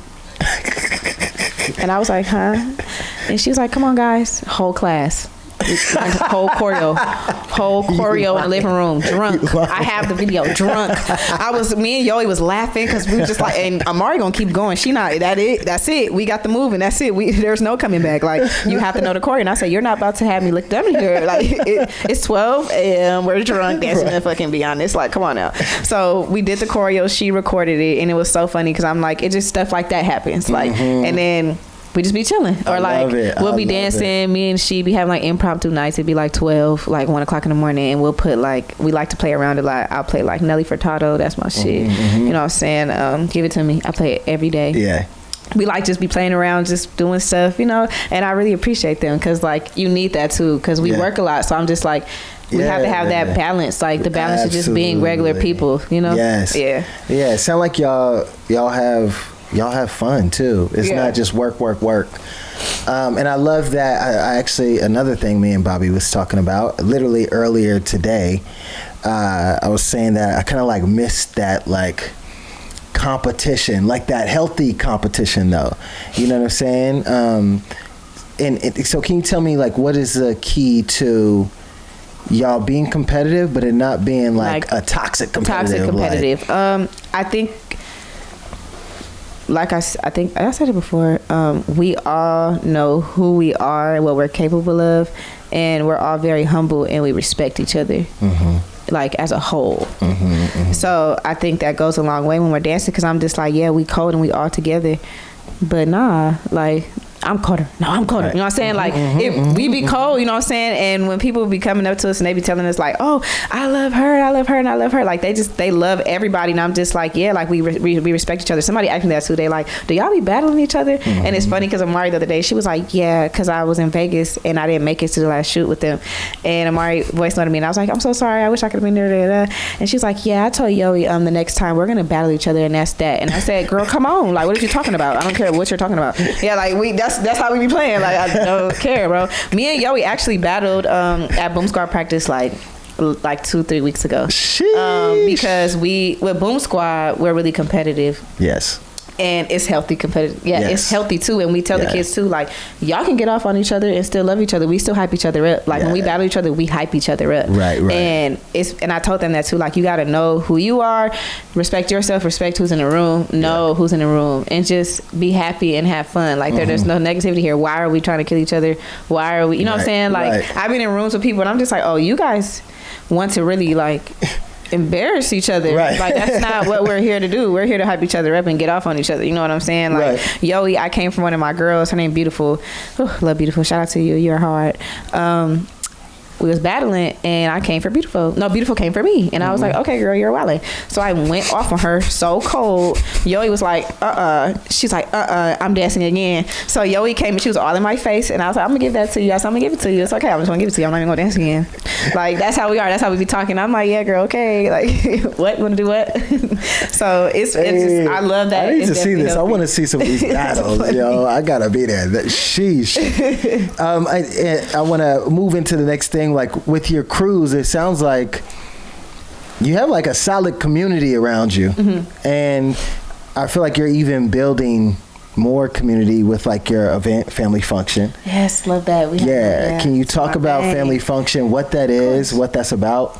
Yeah, so when I say family, it's definitely people who are not blood kin to me. You know what I'm saying? People that I really love, that's just been there for me, because I don't really talk to my family like that. My dad, rest in peace. My stepdaddy, he cool. We be chopping it up. That's my dad. You know what I'm saying? Me and my mom, we don't have the great, relationship or nothing like that. But I kind of just like on my own in this world as far as like from my family. And then I just have like family. So like she and everybody. And I had thought about that when I shot the first video. So I just told Cooley, like, hey, I want to shoot a video to one of these songs, like one of these little LA songs, and I want to be in the park, and I just want to have like a Dickie suit on. That's all I want to do. And I was like, I want Quan to be there. Shout out to Wise Homie Quan. He's an LA native too. He's a comedian, my guy. I was like, I want Quan to be there, just to be there. Yeah. And then I just want like 3 people to be there, and I want like a little barbecue going on. Yeah. Like, it just, if you go back and look at the first one, it's giving trash. Like, I mean, it was a good video, trash, but I was just like, wow, I tried to do so much. Like, I would make my auntie cook some like burgers and stuff, and we tried to use like the thing at the park. It just wasn't working. And then it was just a lot going on that day, and I just wanted to make a video. Like, it wasn't meant to be a family function, so we just did the dialogue. It was impromptu. We was just chilling. We did the dialogue. We put the video together. He sent it to me, and I was like, damn, I'm having a hard time finding a caption. And I remember in the video, I was like, he was like, where are we going? And I didn't know what to say, so I was just like, we finna just go to my family function. So when I listened to it and watched the video, I was like, I'm just gonna call it family function. And my best friend was like, wait, Storm, you really could do something with this. And I was just like, tell me why. I was just thinking the same thing. I want to do another one, but I want to do another one at a different park, and I want to invite these people and these people. And he was like, you can make it like a series. And I was like, man, how much should I do? And I was like, I think I'm gonna just do like 2 or 3. And I was like, I'm gonna just chill, like come up with the idea when it come to my head. But when we did the first one, it got a really good feedback, and I was like, you know what, like I'm really connected with a lot of people in LA just off being from there. So I was like, I'm gonna just reach out to D Smoke, and I'm gonna reach out to Westside Boogie. I'm gonna reach out to LA natives that I've danced with growing up, and just put us all in the video. And I was like, I want to do dialogue every time. I don't write the dialogue like ahead of time. What I do is I just fill the room, because you know I'm asking celebrities to come be in to you know, give me their time. I'm not paying y'all. Like, it's kind of low key like a production, kind of like now it is. But back then I'm like, you know, I'm asking for your time to pull up to a park and asking you to say stuff and then walk away. Like, it's just like, you know, so I didn't want to ask for too much, but I was like, hey guys, like I just want to pick y'all brain. And I'm, you know, there's a lot of situations that happen in LA at family functions and at parties. Like, we could just recreate them. Like, you know what I'm saying? So when I did that one, like, you know, we always have cousins we don't know about. So I was just like, I'm like, we always have cousins we don't know about. So me and Quan did that, and I invited one of the little comedians. So I'm just like, you know, this is bigger than me, because I'm like, I can bring people around each other so they can meet each other and network. That was my main thing. I was like, okay, I have D Smoke here, and then I invited these young rappers from LA that just getting started. So I'm like, if I have them there, just being there, they're not saying nothing, just to be in the video, they can meet D Smoke, they can meet Westside Boogie, they can have conversations with them. They would have never thought they would be around them. So I'm like, shit, I'm just gonna have y'all here. So everybody I invite have something going on. Like, I invite like writers from LA, journalists from LA, rappers, singers, actors, comedians. I'm like, y'all, I'll pull up. Like, you know. So when we did the second one, I'm like, it went really well, and I put the kids in that one, the first one, and it went up. They love KD, and I was like, see, and KD's from a different clown group. You know what I'm saying? Like, I'm reaching out to people from different aspects, because I'm like, I want people to be able to go and click on your name when the caption is to be like, you know, the cast and the people that were there. They can go and see like, oh, you do music? Oh, boom, they can find you. So I'm like, okay, the third one. I'm like, okay, this is a thing now. So I'm like, okay, it's a thing. So let's make it a thing. I'm writing, I'm thinking, I'm reaching out to artists and stuff like that. Everybody's pretty much down. So I'm like, wow. Why do you think they're down? Why do you think all these people are down to support and be a part of this? I think just because we have a good relationship. And why do you, or how do you build those relationships? Just by being me. Just being honest. Like, just being honest. A lot of the artists I work with, I had them in it, just because, like, and they're all males. It's so funny because I haven't had a female until the fourth one, because like just all males. I'm real cool with males, so we just work really good together. But like asking D Smoke and Westside Boogie, like, and they was like, yeah, like we there, and I'm like, oh, for real? Like, okay, cool, come on. And even Trinidad James actually pulled up to, that's the homie, I'm crying, but he pulled up to the fifth one, because I was just like, can you be in it? But he was like, I'm gonna be in New York, be flying in or whatever. So I'm like, cool. And I sent him the invite, but I didn't think, I send people invites to come. They don't have to be a part if they don't feel comfortable. But I feel like once they get there, they always feel the energy, and they like, oh, I want to be in it. So he ended up popping up on me late, but I was like, you didn't have to be in or nothing, but I didn't know he was there. So I was shooting the door scene, and I looked back, and somebody was like looking at me, and I'm like, why are you looking at me like that? But he was covered up, and he always be covered up. So I was like, is that Trinidad, bro? So I had watched this, and I was like, bro, what? He was like, I just wanted to come support. I just wanted to make sure I was here. He was like, and seeing it in person is even crazier. He was like, the videos be cool, bro. He was like, but seeing your process and how you do it, because I make it an easy process. Like, I'm not on your ass. Like, it's just regular family stuff. Like my auntie Linda, she's a real person. Her name is Tamara. She's a real person. She spends $500, $600 making food for the people that come. I'm spending money on alcohol and just making it a vibe. You know what I'm saying? Because it's what I want to do. Like I'm like, we really be vibing after the video. Like we shoot the video and we be chilling. Like talking.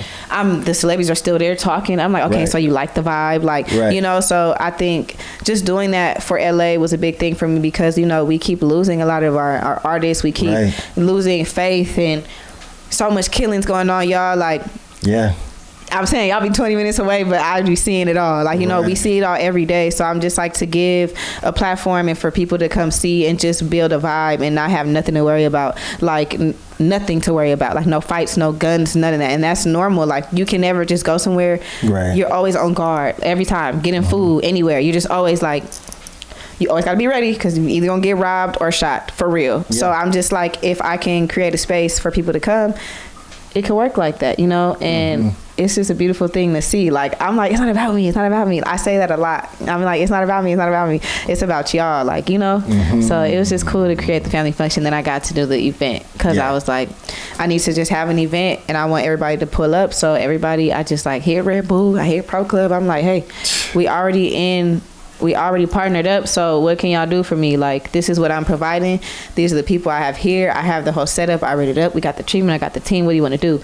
And they was like, well, we behind you, so what's up? And it ended up happening. That's how they said it? That's how Red Bull said it? They was like, hey, Storm, we love what you do and we want to work with you. And I'm like, yes, what's up? But they pulled up. They pulled up on Sunday, you know, because people just like to put their name on things. But they, like, really helped. Came like, through. One of the venues, so there's a venue called Vector 90 that Nipsey Hussle had. He had a partnership with this guy, and he had like a place. It was like a business space, so it was like studios in there. He had like office boards, like office meeting space and all that. He had that, but when he passed away, of course, like somebody bought it out. The partnership was done, and these two young ladies bought it, and it's called The Connect. And yes, I'm doing it here because I don't care, but I was supposed to have my event at The Connect, and it was all great and dandy for the family function. Mind you, I was in rehearsal for Super Bowl because I'm like, you know, I need to be focused. I can't be around nobody. When I tell y'all, I did not see a single soul that whole month. I was not playing. I was not going nowhere. I was like, I'm not going nowhere. If I catch COVID, that's a wrap. I'm going to be mad. So I told them like, hey, I can't be at any of these meetings. I will be back on the 14th on Valentine's Day. We could talk. We're good. We're having the event. Everything's good. Red Bull selecting. We're all good. I had the meeting with them and it went terrible. Like, the energy was off when I walked in the room. Like, as soon as you walked in, you felt it. So I knew immediately whatever that was going to happen wasn't projected towards me. It was just in the air. But I'm like, if we're having a business meeting, we need to conduct business because I've been out for a month and I'm hoping that we're good in 6 days. So it's 6 days away. It was 6 days away. Literally, Valentine's Day, I went to have the meeting, and it was really weird. I was confused, but I was like, cool, I'm gonna still have the event here. The next day I went back to try to pay, and I got a text message like, hey, somebody told me to tell you that they said you can't have your event here no more. And I was like, wait, huh? So I started freaking out, and I'm like, oh my God, no. Like, I just went a whole month without even trying to look for a venue because I had one locked in. So I was kind of stressed out. I was really upset about it. Like, I wasn't going to have the event. Like, it was done. That was it. Tell you why? It's coming. Okay, I'm ready. So I asked, I'm like, I really want to know why. So I waited a couple hours, and after I got mad, I did what I said and said what I did. And I was like, hey, I called the guy and I was like, hey, I know they texted you and told you I can have my event, so why? I want to know why. And he was like, honestly, Storm, I don't know what happened. He was like, everything was fine and I don't know what took left. He was like, I apologize on their behalf. He was like, but I'm like, but what was the reason? What did they say? And he was like, I guess there was a lot of reasons, but the main one is because your image doesn't fit with their brand. Oh, we fighting. We fighting everybody. So I was like, what does that mean? Image. I was like, image. Like, I was like, so I started going on my Instagram looking like, did I post that? I'm like, I didn't post no alcohol. Is there a bottle? Like, I was just like, where is it at? And I was just stressed out because I was like, one, that was an excuse. I was like, but two, I'm like, I really want to know what it was for real, you know? So I almost didn't have that event. And Red Bull, the reason I was telling the story too, because Red Bull really came through. Like, I hit them, I was crying. I was like, yo, like, I don't know what to do. Like, and they're like, we gonna figure it out. I promise you we'll figure it out. And like every day I was just going to venues, calling venues. And Red Bull hit me like, hey, Storm, we have a lead. This guy, he said he has a place that he hasn't used. Like, they're starting to have events there, and they're like, kind of like down for the cause.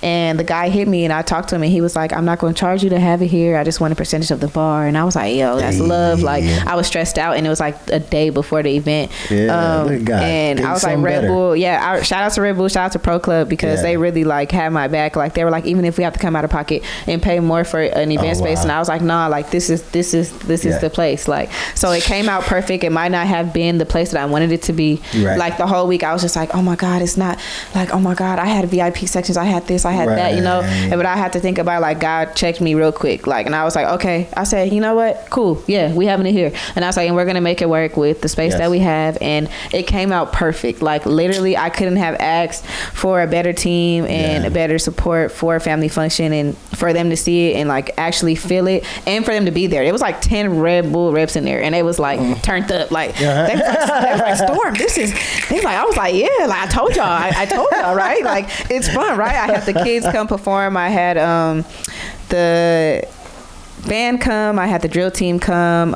Boom Squad performed. I had a lot of artists pull up for me, like just show their face, you know, actors and like just people that I thought that weren't going to show up. They like pulled up, and just seeing that and seeing people have fun and getting the feedback that I did, like, damn, we really partied, bro. Like we was 15 years old. Like when we used to be partying back then, minus negativity and guns. You know what I'm saying? Like, I had people in there, you know, but they were on their P's and Q's because they're like, we haven't felt this energy in a long time, so why tripping here? You know what I'm saying? Like, it's always quick to trip when it comes to men, of course. And like, I'm like, oh my God, okay, this artist is here. Ooh, okay, he's here, he's over there in that corner. Like, I didn't have to stress about none of that, because I'm like, you guys feel the energy. So, and for them to act that way, I'm like, oh my God, you guys are doing amazing. Like, there's so many people in here right now that are really important, and you guys are mingling and talking. Like, people are like, I haven't seen this person in years, or I met so and so, and I'm like, oh my God, this is great. And now they're doing business together, you know. So I want to make this definitely a monthly thing that I do, to have events, and family function. I have a lot coming in store for that. That's amazing, yo. You doing your thing. Thank you. Real. Thank you. Thank you. You doing your thing. Like, what? And you're like, where do you? What makes you feel?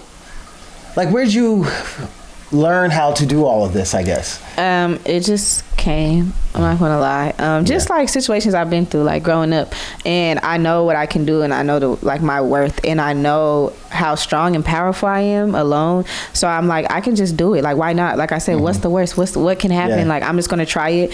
Internet like it, they don't like it, they like it, they like it. That's I don't care. It's not for that. It's just for the people that want to see it and feel good. Like, I don't like people like, oh, you viral, miss viral, and I'm just like, y'all, like, I don't care about that. Like, all I care about is reading the comments and everybody saying like, damn, I had a bad day today. You know what I'm saying? Like, my story is pretty crazy as far as just like life, you know, like I done been through all types of shit, Antoine. Like, I done slept in a car with my mama, my dad, my brother.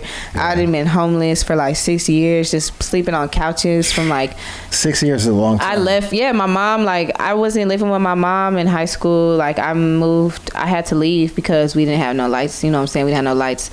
And she was just like, what we gonna do? And I was just like, shit, I'm finna just go to my cousin's house. Like, I'm gonna just leave you here. She like, well, you just leave me here. I'm finna light these candles. And I'm like, all right. And I got on a train to Orange County. It's my homegirl's house. I wasn't in school. I was homeschooled. So I was doing my homeschooling, and I didn't have to do nothing much. But then I signed up for school, and I went to school, and everything that started happening, like my godmother dying, you know what I'm saying? Like, me just like holding resentment towards like family and like my brothers and all of us just like figuring things out, me figuring out how I'm gonna eat, like, you know. So at that point I wasn't living with my mom. So like 14, 15, 16, 17, 18, 19, like all those years, the most important years, you wouldn't have somebody telling you what to do and like trying to help you. I didn't really have that. So I'm like, if I didn't have it, I don't want that to be for my kids, you know, like a kid I have or like the kids that I'm mentoring. So like once I got locked in with Boom Squad, it was a wrap. I was like, oh, my mama don't love me no more. Oh, y'all don't want to support me no more. Oh, everybody dying. Cool. I'm finna just put it into them, you know. And Boomer having a story too also helps, you know. And I've lost somebody every year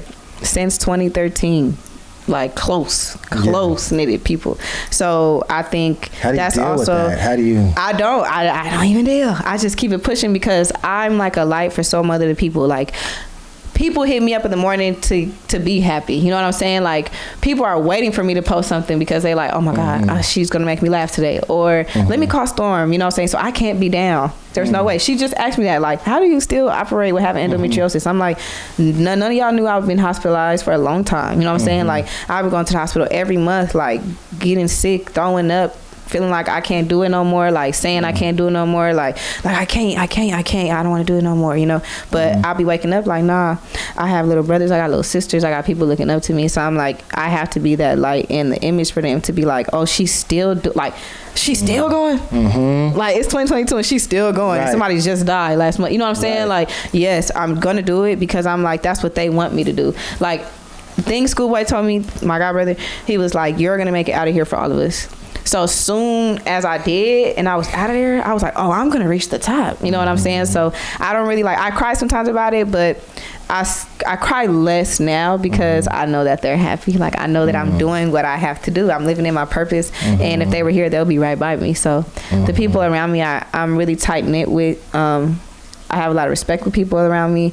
I just love being around people, and the family function thing happened because, you know what I'm saying, the whole family thing and just a lot of stuff going on. I'm like, I just have to make it for me. I have to make my reality and me happy. So what am I gonna do for me? So it's for me. Like, people be like, you really love to dance. I'm like, no, bro. It's real. It's real. Like, it took a long time for a lot of niggas in LA to realize that, because for them it's just like, oh, this is regular stuff that she does. Like, she goes to the party, she dances, she gets recorded on Instagram, and now we're turned up and now we're drunk. You know what I'm saying? Right. But they realize, like, oh no, Storm, like, you're for real. Like, you're going to do things. Like, when I started booking stuff, like, my homies back, like, they like, oh, this is for real. Like, you be on set, like, you really be, yeah, bro, yeah, like, yeah, like, it's more to light. Like, I stopped pulling up to the neighborhood. I stopped, you know what I'm saying? I had to stop doing all of that, like hanging out in the cars and pulling up on the homies in the hood, like, what's up? You know what I'm saying? Them, like, you know, I see them now when I be out, they be like, oh, hood, like, they be like, oh, Crips, you be doing your thing, you know what I'm saying? The Bloods, all them, they give me my respect. They, you know, they tell me, like, keep doing you, don't come back, like, you know what I'm saying? Like, do you, don't think about none of that, like, you'll be all right. So yeah. That's amazing, yo. Like, I think that's what's gonna really take you there, is because you're not just doing it for yourself, but you still love it and you love what you're doing, but you just love to bring people together and you love to see people happy, you know, and I think that anybody who's pushing that, you can't lose. Not that challenges won't happen. Oh, challenges happen. Challenges happen, bro. Challenges happen, man. Trust me, I know. And I think sometimes what's hard for people like you, and I'm like you in this way too, like, they see the content, they see what you put out in the world, they see the smiles, they see you having fun, so they think that's all it really is. They don't know the challenges of the day-to-day challenges. It's very, very challenging. Everything that I'm trying to build is it's hard. It's hard. It's not hard. Easy, especially when you want to do it on your own and you want to do it your way. Yes. it's very hard. And especially when you have the best intentions and then people try to come in and mess things up. Oh yeah, no, that's out. I let it be known, like, oh no, if you're not on my type of time, I can't do it. You know what I'm saying? You're out of here. Right. Like, one thing and you're done, son. Because I'm just like, no, energy is huge. Yes. And I'm like, we could all go out to eat right now, and we could feel bad energy in the room. I'm out of there. I'm not eating there. Right. Yeah, no, I'm not eating there. You know what I'm saying? So just really big on that and big on God. Yes. God is amazing. Absolutely. Yes. I definitely want you to touch on that. Actually, before I get into that, do you know Nat? Have you and Nat ever hung out? It's crazy because I used to be on a school tour, and she was on a school tour with Silento before she started dancing. But we met at that school tour, and she was getting off, and I'm like, who is this girl? I was like, I like her, and I told her, and then we linked for a second, but we never linked. Yeah. Y'all remind me of each other a little bit. Like, your energy is kind of the same, and your values are the same as well. We did the Sierra campaign together. Actually, we did that together, and she's just super dope. She's super dope. Good heart, warm heart, good soul. She was like, because we had to we were on top of a building, and the camera was going in a circle, so everybody had to be down, and they were like, all the dancers has to leave if you're not the dancer dancing. And she like, and she stood right there. She just ducked down and she was watching me and she was like, I had to watch you. She was like, oh my God. And I was like, no, bro, you're cold. Like, we always have those moments where I'm like, you're cold. And I feel like one day we're going to dance together. It's going to happen. Yeah, I need y'all to be best friends. I need y'all to make that happen. Tell me what God means to you in your life, in your journey. Let me tell you, my mama didn't raise us with like God and like Christian and like church and stuff. That was like when I was going to my friend's house, like my cousin's house, and we had to go to church just because he was there, because he slept over, you had to go to church. So my mom didn't like really implement that. So like growing up, it just is what it was, you know, like I knew what God was, I knew who he was and what he did for us and all that, but I was just like, yeah, it's whatever. But again, when my godbrother passed away and we were at the funeral and the pastor was talking and I felt something and I was like, and I had to explain it to somebody. I was just crying. I couldn't even explain it. I was just crying and crying and crying and crying. And I'm like, I'm not crying because I'm sad right now. I don't know what this is, but that's not a sad cry. And somebody was like, that was God. And I was like, that's what that feel like? Like, and it was like, yeah. So I got real like interested and I started like, you know, just like asking people about stuff. And like my best friend's really in tune with God. And like he's at the church. He does all the singing and choir and stuff. So I was just asking him stuff. And he like, you know, I don't want to pressure it on you. You know what I'm saying? Like to come to church or like do certain things. But like God loves you, Stormy. You need to know that. And you need to have that conversation or whatever. So I'm like, it's gonna come. So in 2018, my little brother actually got killed at 15. And at his funeral, that's when it clicked. Like he died, and then that night when we found out, somebody from the church reached out to me and was like, I want to come pray for you and your family. And I was like, okay. So we met up, me, Boomer, and like a couple of the other kids. We met up and they came and they prayed for us. And we was in there crying for like 3 hours, like just crying. You know what I'm saying? It was the day of, so I was just like, damn. And she was crying, and I told her, I was like, I don't know you like that, like, but I'm in, like, whatever it is, I'm in. She's like, well, come to church this Sunday. The pastor wants to pray for y'all. So we go, and he brings us up to the altar, and I just started going crazy, like, just crying, like, just letting it out, like, saying, like, God, like, just talking to God and just asking him, like, why? I was just saying, why? There was just a lot going on at that pulpit. And I started going to church every Sunday. Like I was just going to church every Sunday, just going to church. And I was like, man, thank you, God. Because I used to ask why a lot. Like when my godbrother died, why? When my friend Tyler died, why? Juan, why? Everybody, why? Yeah. And then when he died, the question just left because I had this moment with God, bro. It was so weird, but I had a moment with God and it was a whole thing. And I was like, yeah, bro, I'm not going to ask why again. You just kind of like confirmed it for me. I promise you, I'm never going to ask why. So I stopped asking why and I just started living in my purpose with God. Like I got baptized. I ended up getting baptized at the church and stuff. And it was just crazy because I never thought I would be getting baptized. And like, it was just crazy to me. Like I was just like crying. Like I remember I cried in the bathroom when I had got dressed. I was just crying. Like, bro, I'm about to get baptized. Oh my God. Then after, I didn't think there was gonna be a feeling, but after I got baptized, bro, I went to the bathroom to change, and I was in there like, thank you, Lord, thank you, like just thank you, like just crying and yelling. And I was just going to church every Sunday and like just like doing what I can, like getting better with it and stuff, and like performing at the church. I told you, like going to New Year's and stuff, performing at the church. Like started praise dancing, like got into that, and I was praise dancing hella, like just like crying all the time, praise dancing. But like it was just another connection with my brothers and stuff, and I realized like it was just that was my connection with my people. You know, some people have their connection, like, well, they'll go to the beach and be like, oh, this is how I feel close to my dad, like, you know, but it's really the house of the Lord, you know. So I was just there. Of course, I started getting busy and I just couldn't keep making it to church, but I figured out, I just started naturally just figuring out ways to implement God in my life when I wasn't at church, because it was hard for me. I'm like, I didn't know if I felt connected when I wasn't there, or like if I'm still being watched over, or like I didn't know this thing, you know what I'm saying? I didn't know. Still there? I'm like, bro, are you here? Like I'm just trying to talk, but I'm not at church. So I was just like, you know, looking over the Instagram lives when, you know, COVID hit and stuff, that kind of sucked. It put me in a really bad situation because I was like, ooh, I can't go to church. I need it. Like, I need to go. I need to just let it out. But I figured out ways, just like writing in my journal to God and typing in my notes to God when I can.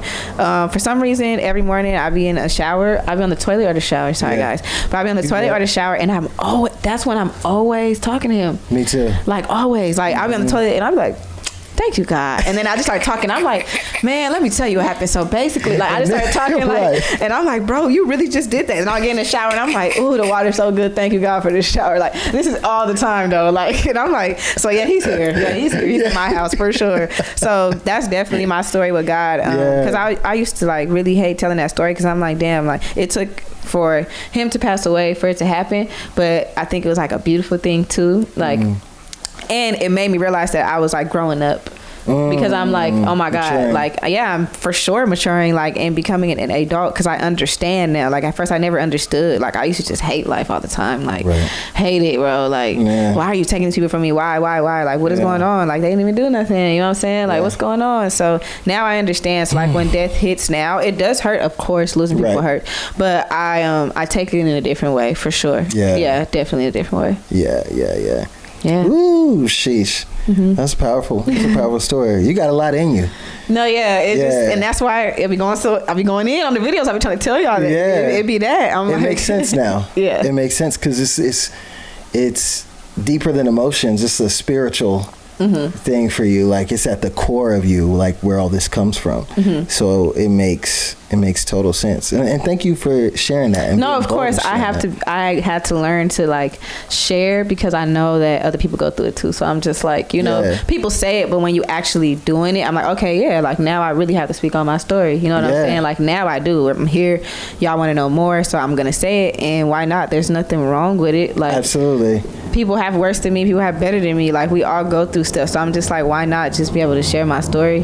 You know, and to give my kids, like I always say, Boom Squad, I be just implementing stuff to them. Like, you know, I just sometimes just ask them, like, what you be doing? You know what I'm saying? I just be asking them questions I know they don't get asked. You know what I'm saying? Like, people don't ask them a lot how their day is going. I know they go through a lot. You know what I'm saying? They're maturing. They're teenager girls. Like, I'm just like, we need to talk. We need to talk about something. I've been through a lot. And I be trying to tell them slowly and not so fast, because I know it's a lot to take in. So sure. I just try to implement what I go through into their lives, like slow and slowly. Yeah. So you mentoring at this point too. For sure. Yeah. And you young. Yeah, 25. You only 25. Yeah. Oh. You got a great head on your shoulders, especially for 25.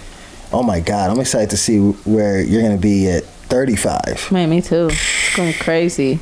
I don't even know. But we'll actually get to what's next in 2 seconds. Just a couple more questions. Okay, so again, with it being Women's History Month, I want to first know what women have inspired you. What women in history, what women do you look up to that have motivated you or inspired you? Motivated me or inspired me?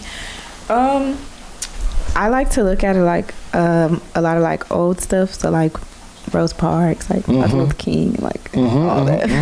I like to go back in history and like look at all that and like read their stories and double back on life, and like that inspires me as a whole. Like we be talking, me and she, also another thing real quick, like we have a lot of conversations about like, you know, slavery and like just life and just like how countries are running things. Like we have these conversations all the time. Yeah, we go depth, like we be in there, but like knowing what Harriet Tubman had to do, like knowing what Rosa Parks and them had to do, like, you know what I'm saying? Like for us to be here right now, it's a whole different type of vibe. So they really inspire me. They might not be alive or to like share light, but like anything that I do know, they inspire me. Of course the women around me, so like the council, they inspire me all the time.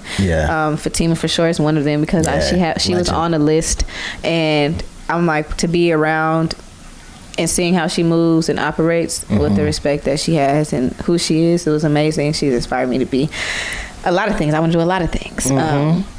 But that's pretty much it. The people around me inspire me. The women around me, any woman that's in my life inspires me, for real. If you were to choose one who's had the most impact on you, what woman has had the most impact on your life? The most impact? Just one? Yeah, it's a hard question. One? That's a hard question. Shoot. It's crazy because Michael Jackson really is like one of the one. Yeah. He's the one. Yeah. Who's the two? God damn. You need to go back and get into Janet Jackson. Go back. Look at her old stuff. Trust me. Okay, I will. Yes, you're going to lose your mind. I want to get back to you on that answer, because that was hard. You had a bunch of them that you mentioned that were good. Yeah. And then what do you want your legacy to be? Wow. What the heck? Come on. Woo! What do I want my legacy to be? I don't know. A lot. I have a lot. There's so much to me. You know what I'm saying? I can't just like pinpoint one thing. But I just, you know, I want it to just be like I just want it to be like my energy. Like I just want people to remember my energy. Yes. Remember my energy and my worth ethic. Like yes, that's it. Like I just me. Like Yeah, that's my legacy is me. Yeah. Like just being me. That's all. I love Literally. it. I love it. Yeah. I feel like you are humble, but I feel like you're so confident. Like some of my favorite posts that you post is one where you like, oh, I'm fine. Like so hyping yourself up. I love it. And I wish more people had that boldness to be confident out loud. And where does that confidence come from you? Because if you want your legacy to be that energy and be you, that's a big part of you. That's a big part of me. How can people tap in? I think ever since I was little, like with dancing and stuff, people always hype me up dancing. And I was never been a cocky kid, but like I knew I could dance. You know what I'm saying? So like if we was there, I'm whooping on you in this dance battle, period. You know what I'm saying? I don't care who your mama is. And when I was at the Boys and Girls Club, so I worked at the Boys and Girls Club for a very long time. Okay. And I went to the Boys and Girls Club when I was 8. And they had a teen center with dancing, right? And only teenagers were allowed in there because they had dance class. And I used to be at the door all the time, like peeking in there, just peeking in there, like I want to get in there and dance. And the lady, she saw me dance one time. She gave me one shot. She like, 10-year-old Storm just getting in there. She like, we just gonna let her dance real quick because she keep coming at this door. Like, stop coming to the door, girl. You're not 13 yet. And I danced one time, and Ebonisha put me on the team. I was the only kid in there, and like feeling that, I was just like, dang. And they hyping me up, and like I just was always open to learn. I was always open to learn and be a student always. You know what I'm saying? So I just always had that connection with her, and she always told me like I was gonna be somebody. So like once she told me that, and she stood on helping me with it, I was like, oh, it's a wrap. Like, you guys can't tell me nothing. Like, literally. And I think that's what it was. Like, once I figured that out and I was dancing in the teen center, I was like, oh, y'all can't tell me nothing. And from that day on, nobody could tell me nothing. Like, I just, shout out to Ebonisha because she did that. Like, she just believed in me. I found somebody that believed. She found me. Yeah. And she believed in me, and she just told me straight up. Like, and another woman to tell me that, and not my mama, I was like, okay. Like, she cares about me. You know what I'm saying? So, yeah, that. Yeah, just having somebody that believes in me. You've been wise enough to hear somebody say something that believes in you and actually like take them up on it. Do you get what I'm saying? Like I hear that with Ebonisha. Yes. Is how you say it. Or Kid Soul or Cooley, Fatima. You know, these people have kind of like pushed you in a direction and you just took off. I just running. have to take off running because I feel also too what it is like when you see people like people be dying like flies in LA. Like you could be in a party one weekend and the next weekend looking for that person and they be like, damn, that person dead. You know what I'm saying? So just seeing people not be able to like go play basketball in college because they died or not dance because like, you know what I'm saying? I'm like, that's not going to be me. I can't. It's no way. Like I don't want it to be me. So I'm going to change my whereabouts, change what I got to do, and I'm going to just keep my head on my shoulders. And if there's somebody telling me they believe in me, something's here. So I'm just going to figure out what it is, you know? So that's what I just have to keep the head on my shoulders for real. Yeah. And look at you. You went from 6 years homeless to choreographing for the Super Bowl. Dang. Isn't that crazy? How did that feel? Man, I don't even know. I'm like, how did I get here? How did I get here? No, I was like, what the fuck? I was still just like, what the fuck? Like, what? That don't even make sense. Right. But it's all alignment. It's alignment. It's alignment. And I told you, Brian told me too, he always say like, something big is going to happen. Something big is going to happen, Storm. Like, I cry on the phone with Brian. Like, I'll cry. I'll just be like, bro, I love you. Like, you know, people don't really know a lot about him. You know what I'm saying? He had a really crazy past year. Like, his... sorry friend, whatever, but like his dad just passed away not too long ago, and it's crazy because he just got back in contact with him, right? And he was in Belize, and he follows me and she on Instagram, right? And he will always be like commenting on our stuff, like, I love you, I love my son, I love all the work you guys are doing, oh my God. And I told Cooley, I'm sorry, I know I'm saying your business, but the reason I'm saying it is because there's a reason why. I told that man, I was like, after he passed away and stuff, and like we met up a couple times, and I was just telling him like, Brian, like you really got to show your dad what you love to do. Like you got to sit here and show, like he got to go on Instagram and YouTube and watch your videos and see his son like succeed. Like that's amazing, Brian. Like you really got to sit there and show him a short film you did with Red Bull. Like me and you, how we grew up and how we're doing together, like how you're around certain people, like that's a blessing, bro. And I'm glad that he got to see that before he went, you know.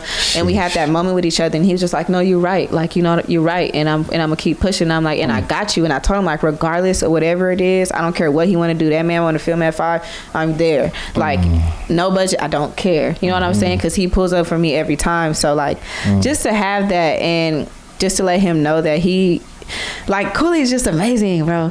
Like, I really be on the phone crying. I be like, friend, like, I just want us to make it, bro. Like, me and she, we cry a lot. Like, we be having, like, me and Mari, Yoey, like, we all be sitting in the living room just chilling, and we just be talking like, man, I want to buy my mama a house. And she be like, Storm, I just want to get enough money to buy my mama a house. And I said that I'm going to get enough money, and if I get the money first, bro, I'm buying all y'all mamas a house. You know what I'm saying? I'm going to give y'all all a check, and y'all going to say y'all bought that house. You know what I'm saying? Like, that's the type of time we on. Like, I'm like, if I get there, y'all right there. Like, if y'all not with me here, they're here with me right now. You know what I'm saying? Like, when we did Super Bowl, and she because they actually wanted to book the council, but we got booked for something. Amari was on a job, Crystal was on a job, and then, like, you know, things just didn't happen how it happened. And it was me and she, and I was like, God knew what he was doing, putting she right here with me. I promise you, because me and her had some, like, trouble times, you know, in the past 2 years, just like personally, and how we feel with life and things. And I was like, it's funny because me and her, we were the closest. We bump heads, but it's not like real bumping heads. It's like big sister, little sister bump head. So it's just funny that we were on a job together, like, every day, and I'm just like, sis, like, it's God. And then, like, her doing C-Walk with me, and it really meant a lot to me, because she's been driving down to the West, her and Yoey, like, training in clown dancing, training, like, just being in LA, like, you know what I'm saying? Like, I respect them for that. So just having that community around me, and having them around me, we are very vulnerable with each other. Like, I don't like hugging, and I hate hugging Antoine. Really? I hate hugging. She made me a hugger. She was like, Storm, fight or hug? And I used to choose fight. Right. But I was like, hug. And like, our hugs gotten better with everybody. I hug now. I embrace. And it used to be just, I felt it earlier. It was a real hug. It was good. It was good. No, that's a good hug. But, like, we work on each other with stuff that we don't even know. You know what I'm saying? We teach each other a lot of things. Like, we just be crying with each other and having fun, and, like, just going on trips and, like, driving around. They come to the West. We just be chilling on some fun shit. We won't even be recording sometimes. Like, I'm like, let's record. And then they get to my house, and we just have an impromptu brunch. Or, like, hey, Amari, want to go out to eat? Like, you know what I'm saying? Like, just stuff like that. So I really love it, yo. I want all y'all to win. I'm gonna be praying for y'all. If I had $1 million right now, I wish I could just give it to you. Just take that real quick. That's really beautiful. Awesome. And shout out to the council women. They always been good people. Like, every time I see them, it's always love and good energy every single time. So much love to the council women. They cold. And they cold, man. Crazy dancers. Cold individuals. Okay, so last thing, I just want to know what's next. What's next for Storm DeBarge? I have some things brewing with the family function. Okay. Like videos, but then also other things that I'm venturing off in. I think lately the whole, like, director thing kind of just came into my. It just happened because I had to figure it out for my videos. Yeah. So when Brian was like, bro, you're directing, you know that, right? And I was like, yeah, that's crazy. Because I'm like, I'm just chilling. But being around the cameras and stuff, I'm like, I like it. Yeah. So being in front of the camera and behind the camera is dope. So a lot of things that I'm venturing off with that and learning more. Starting to, you know, tap into, like, I like choreographing, but I like choreographing my stuff. You get what I'm saying? Like, I don't want to overdo or, like, do what I don't do. Like, if you're gonna ask me to choreograph, you're asking me because you want my sauce, and I'm gonna give you what you're asking for.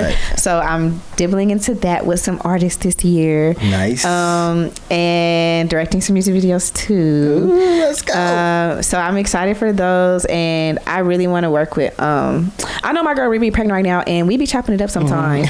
And she did not tell me she was pregnant, so I'm so mad. Friend, I don't know why you didn't tell me you was pregnant, but it's funny because people be like, what? I'm like, no, that's really my friend. But she followed me on Instagram on my birthday in 2020. Yes. And it's Rihanna. If you so we was I was at she and Yoey house. I had a COVID birthday with them too. So it was just us. We was just chilling, and I was on Instagram, and I was just like, everybody, happy birthday. I'm like, cool. And, you know, people be having accounts like the famous people account. So they be having, like, bad Gil, Riri, or like bad, so, bad girl. You know what I'm saying? So it said bad gal, Riri. And I was like, who the fuck? And I told I said she. And she was like, girl, she followed me the other day. she followed Yobi too, girl. And I was like, what? So then I was like, I'm gonna follow her back. So I followed her back. So you weren't following her already? No, and I followed her back and I was like, oh shit. So she hit me and she was just like, I love everything that you're doing. I love the council. I love Cooley. Like, she was just like pouring into us. And it's crazy because me and Cooley shot a video in 2019 and she sent that video to Cooley and was like, I love this video. So I feel like she already kind of was just like kind of watching, but she never like acted on it. So when she acted on it, I was like, oh sis, it's on. Like, she'll like comment here and there, like, you teach me how to Dougie. Like, she just be doing stuff like that. And I'm like, sis, I told her, I DM'd her. I said, look, girl, when you're ready, I said, I'm gonna be ready. And she was like, no, I'm gonna be ready. And I said, no, I'm gonna be ready. So I really want to work with Rihanna this year. That's in my my bag. I know you're pregnant, sis. She'll have to figure it out. But we'll figure it out. You know what I'm saying? She'll get it together. Burna Boy's on my list. Oh yeah. Antoine, when I tell you, when you guys did Burna Boy, oh, I was so hurt. Yo. I was so hurt, but I was so happy. I was like, oh my God, my friends. I was like, look at Liv. I was like, yes, everybody killed it. I'll send his manager some stuff. Yeah, I got. Yeah. Let me tell you, I found Burna Boy ass. I was shuffling music on Apple Music, and it was 2019, and his song came up, and it was and I was like, who is this, right? So then I fell in love with him. I found him and he had a concert like that following week. Ooh. And I was like, shit, I'm finna just go. So I got the ticket by myself and I went by myself, and one of his closest friends had actually, somebody found out that I really started liking Burna Boy. So somebody reached out to one of his friends and was like, hey, I know a dancer in LA. She loves Burna. Like, she's going to the concert. Like, if you could just get her up there to dance, like, she'll fuck it up. Yeah. And the nigga hit me like, oh, you coming to the concert tonight? And I'm like, yeah. So I came. I was like front row center, screaming all these songs out, you know what I'm saying? And he jumped down. They're like, oh, do we have any dancers in the crowd? And I'm like, stop playing with her. You're going to take me back to Nigeria right now. Right. I'm not coming back here. Like, we're going on tour. I'm leaving. It's done. So I'm just standing there waiting. But he got really excited because there are so many dancers in the crowd. So he jumped down, but there was like no room because we're like sardines in there. So like I couldn't dance or nothing, but like Burna was just there. So I keep manifesting. Me and Omari went to his last concert because Omari loves Burna too. And we went and I told her, I said, he's an amazing performer. Like, energy. He don't need nobody really. I'm like, look, all I need is just to meet you, bro. I just want to talk. Right. I was like, you really don't need nobody. Right. You're really amazing. But that's who. So Rihanna, Burna Boy, and then whoever comes, you know. People been manifesting Beyonce, which is amazing. Hopefully it happens, you know. I'm really not really focused. People always say like, who do you want to work with? Who do you want to work with? And I'm just like, I'm not really focused on that. It's kind of like, who want to work with me? Boom. You know what I'm saying? Like, you building your own. You know, like, and I'm just like, I'm just gonna keep maneuvering, and if they hit me up, they hit me up. If they don't, they don't. Hopefully, we'll cross paths one day. Yeah. So I'm just like, I'm sure it's all timing. I've tried to get you in like 2 videos already, and me and Kaylani had a conversation about you. It's just the creative didn't Trust work. me, no, I've been knowing how it goes. That's what I'm saying. If God is God, it's gonna happen. Let me tell you real quick. Yeah. So they have Lorianne had booked me for a BET Awards for Meg last year, and I was stressed. One, because that was like the first job back, like when COVID, when everybody was like, you know, nobody was working and stuff like that, and everybody was working little stuff, but like big production stuff with COVID was risky. So when they hit me, Lorianne like, hey, I want you to come freestyle for Meg. No, she like, I want you to come freestyle the BET Awards. I want to book you. And I was like, huh? Like, what are you saying to me right now? And I was like, okay, yeah. I didn't know who the artist was yet. And then when I found out, I was like, bitch, and I love Meg. You know what I'm saying? So I was like, I love Meg. But I was like, how is this going to work? Because I'm Tutu. She's huge. I'm nowhere near her. And her dancers, like Neek and them, like Dom and them, like, you know what I'm saying? Like, they're all tall. Like, they're all brushless bomb. You know what I'm saying? So I'm like, I don't have them to fit. But they had like a whole thing. Like, Lorianne had me walking up to Meg. It was a whole thing. Like, walk up to Meg, I freestyle, I start clowning, and then I had my moment with her, and then but then the label, you know what I'm saying, things got changed. They were just like, we need more sexy. So I was like, I feel you, know what I'm saying? I get it, you don't want it to be real. I feel it. It's cool. I see, yeah. So Lorianne was like, well, I know I only tried to hire you for this section, but you're going to learn the choreo. And I was like, okay. So I learned the choreo, and I didn't know, of course, I don't know why I didn't think I was not going to dance in heels, but I went in to get wardrobe. Never in my life. And I don't even do choreo, and you know that. So I was just like, oh my God, not only am I in here having to pick up this choreo looking dumb, I walk into wardrobe and I'm like, ooh, outfit mom, ooh, where the shoes at? Where the shoes at? Y'all putting me in forces, I'm just in there, right? She passed me the boots. I was like, so who these for? I said, what are those? She was like, girl, these are shoes y'all wearing. Meg want y'all to wear them. Like, cause she don't know. So she just like, Meg want y'all to wear them, girl. She just talking. I'm like, no. Right. Lorian knows what I do. She sees what I do, and that's not what I do. And she was like, I'm like, you know what? It's cool. I'm gonna nip it in the butt. And I nipped it in the butt, and I just did the rehearsal in the heels, and I performed in the heels, and I gotta see it. We got to put this video up on the screen. Yeah, it's hilarious. I was just like, yo, did this just happen? Like, for real? So that was cool. And then like 2 days later, they called me. They was like, hey, we want you for Migos music video. So I'm like, damn, like, hopefully I'm freestyling. You know what I'm saying? Like, pray to God. You know what I do. So you called me for a reason. The girl like, yeah, I'm trying to get you a freestyle moment, but they want you in it, period. So woo. So Aja, I don't know, how you say her name? Ajane. Oh, is it Ajane or Ajane? I know who you're talking about. You know what I'm talking about. She hit me. She was the choreographer, her and JB. And they was just like, girl, we got you. I promise you that's good. Like, I know it's quick choreo. We had to learn the choreo in an hour. So I had to learn the choreo in an hour, and then we had to drive to Palmdale. So I was stressed out. One, because we only had the studio for like an hour, which meant 30 minutes because we talked. Right. And I'm like, y'all do this shit. Right. Y'all go on tour. Y'all getting kink, Scott. And me, I need a cool little 3 hours. You know what I'm saying? Right. So then she was like, it's heels. And I was like, what?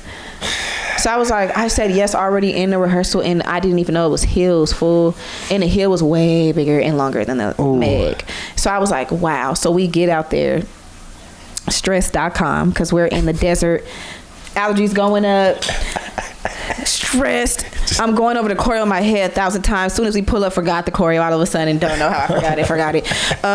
This fool Quavo comes up with his camera guy BTS, right? Me and JB practicing the routine. I'm like, girl, come on, every second of the day counts. Please, come on. And we're doing the choreo. He comes up. He like, so what y'all finna do? Let me see what y'all finna do.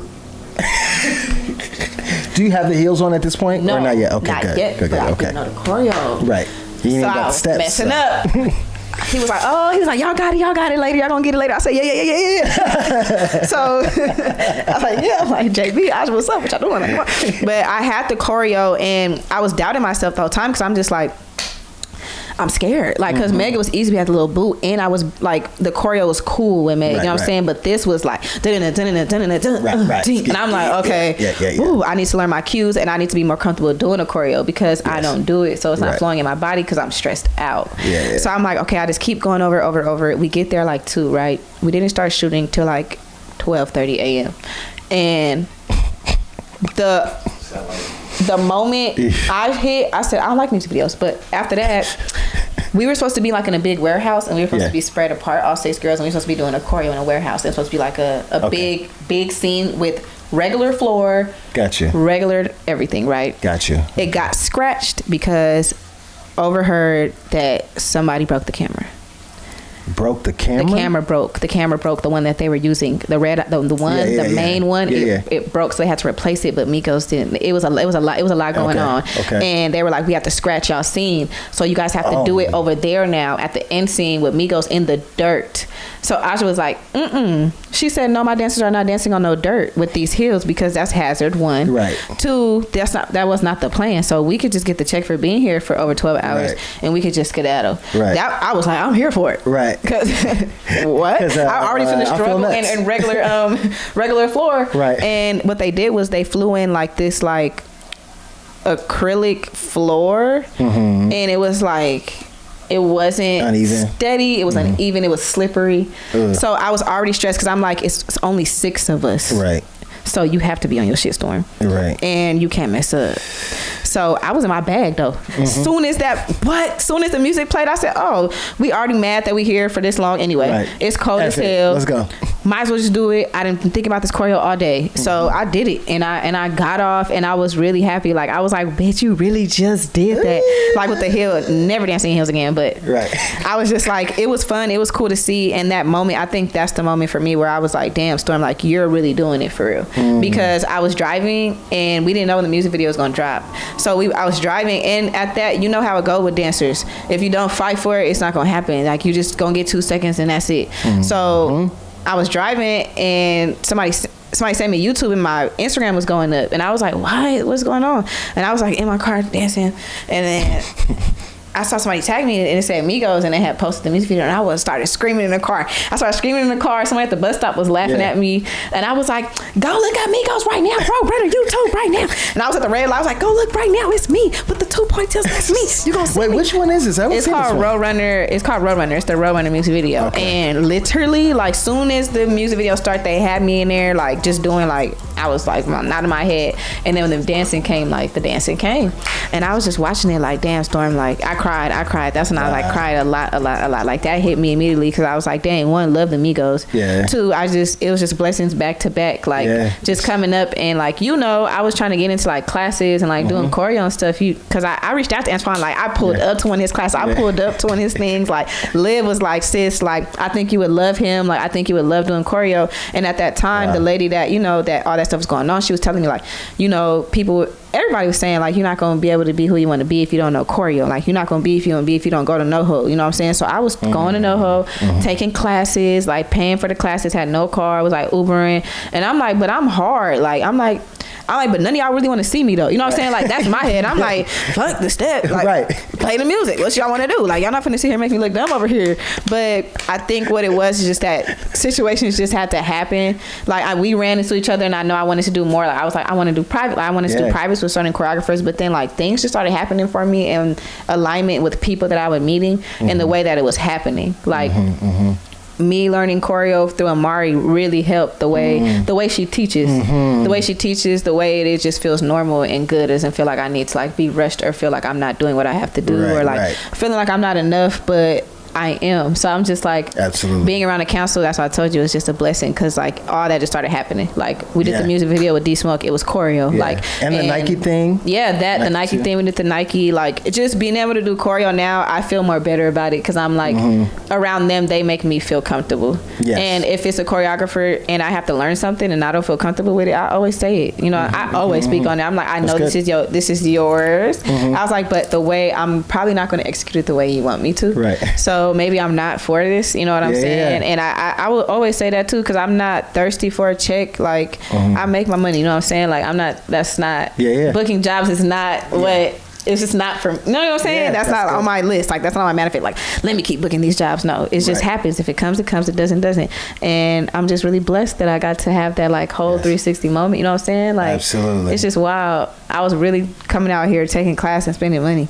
Yeah. And you doing it. Yeah. You did it. Thank you. And also just, just to close it out, I just want to acknowledge you just for being an incredible person with a big heart, super talented. I could tell you work hard, but I could tell you enjoy your work and you're passionate about the work you're doing, and you're bringing people together, bringing communities together and inspiring people, and you impacting people's lives, and that really matters. And I know the journey's not easy at all, and it comes with a lot of challenges. So I just want to acknowledge you and just say that, like, I see you for real. And keep pushing, and literally, like, even like podcast aside, like hit me for anything you need. Like, I got you for real. Thank you. All right. Thank you. Yes, I have fun. Yes. Thank you so much. Thank you to Storm. Yay. Thank you to the whole team. Bobby, Shaboobs, Jules. What's your podcast name called? The Troupe Podcast. Yep. Shout out to this Troupe Podcast. And make sure y'all watch the whole episode and watch every episode after this too. Period. Support what he has going on. That's it. We're going to close it out with that. Thank you.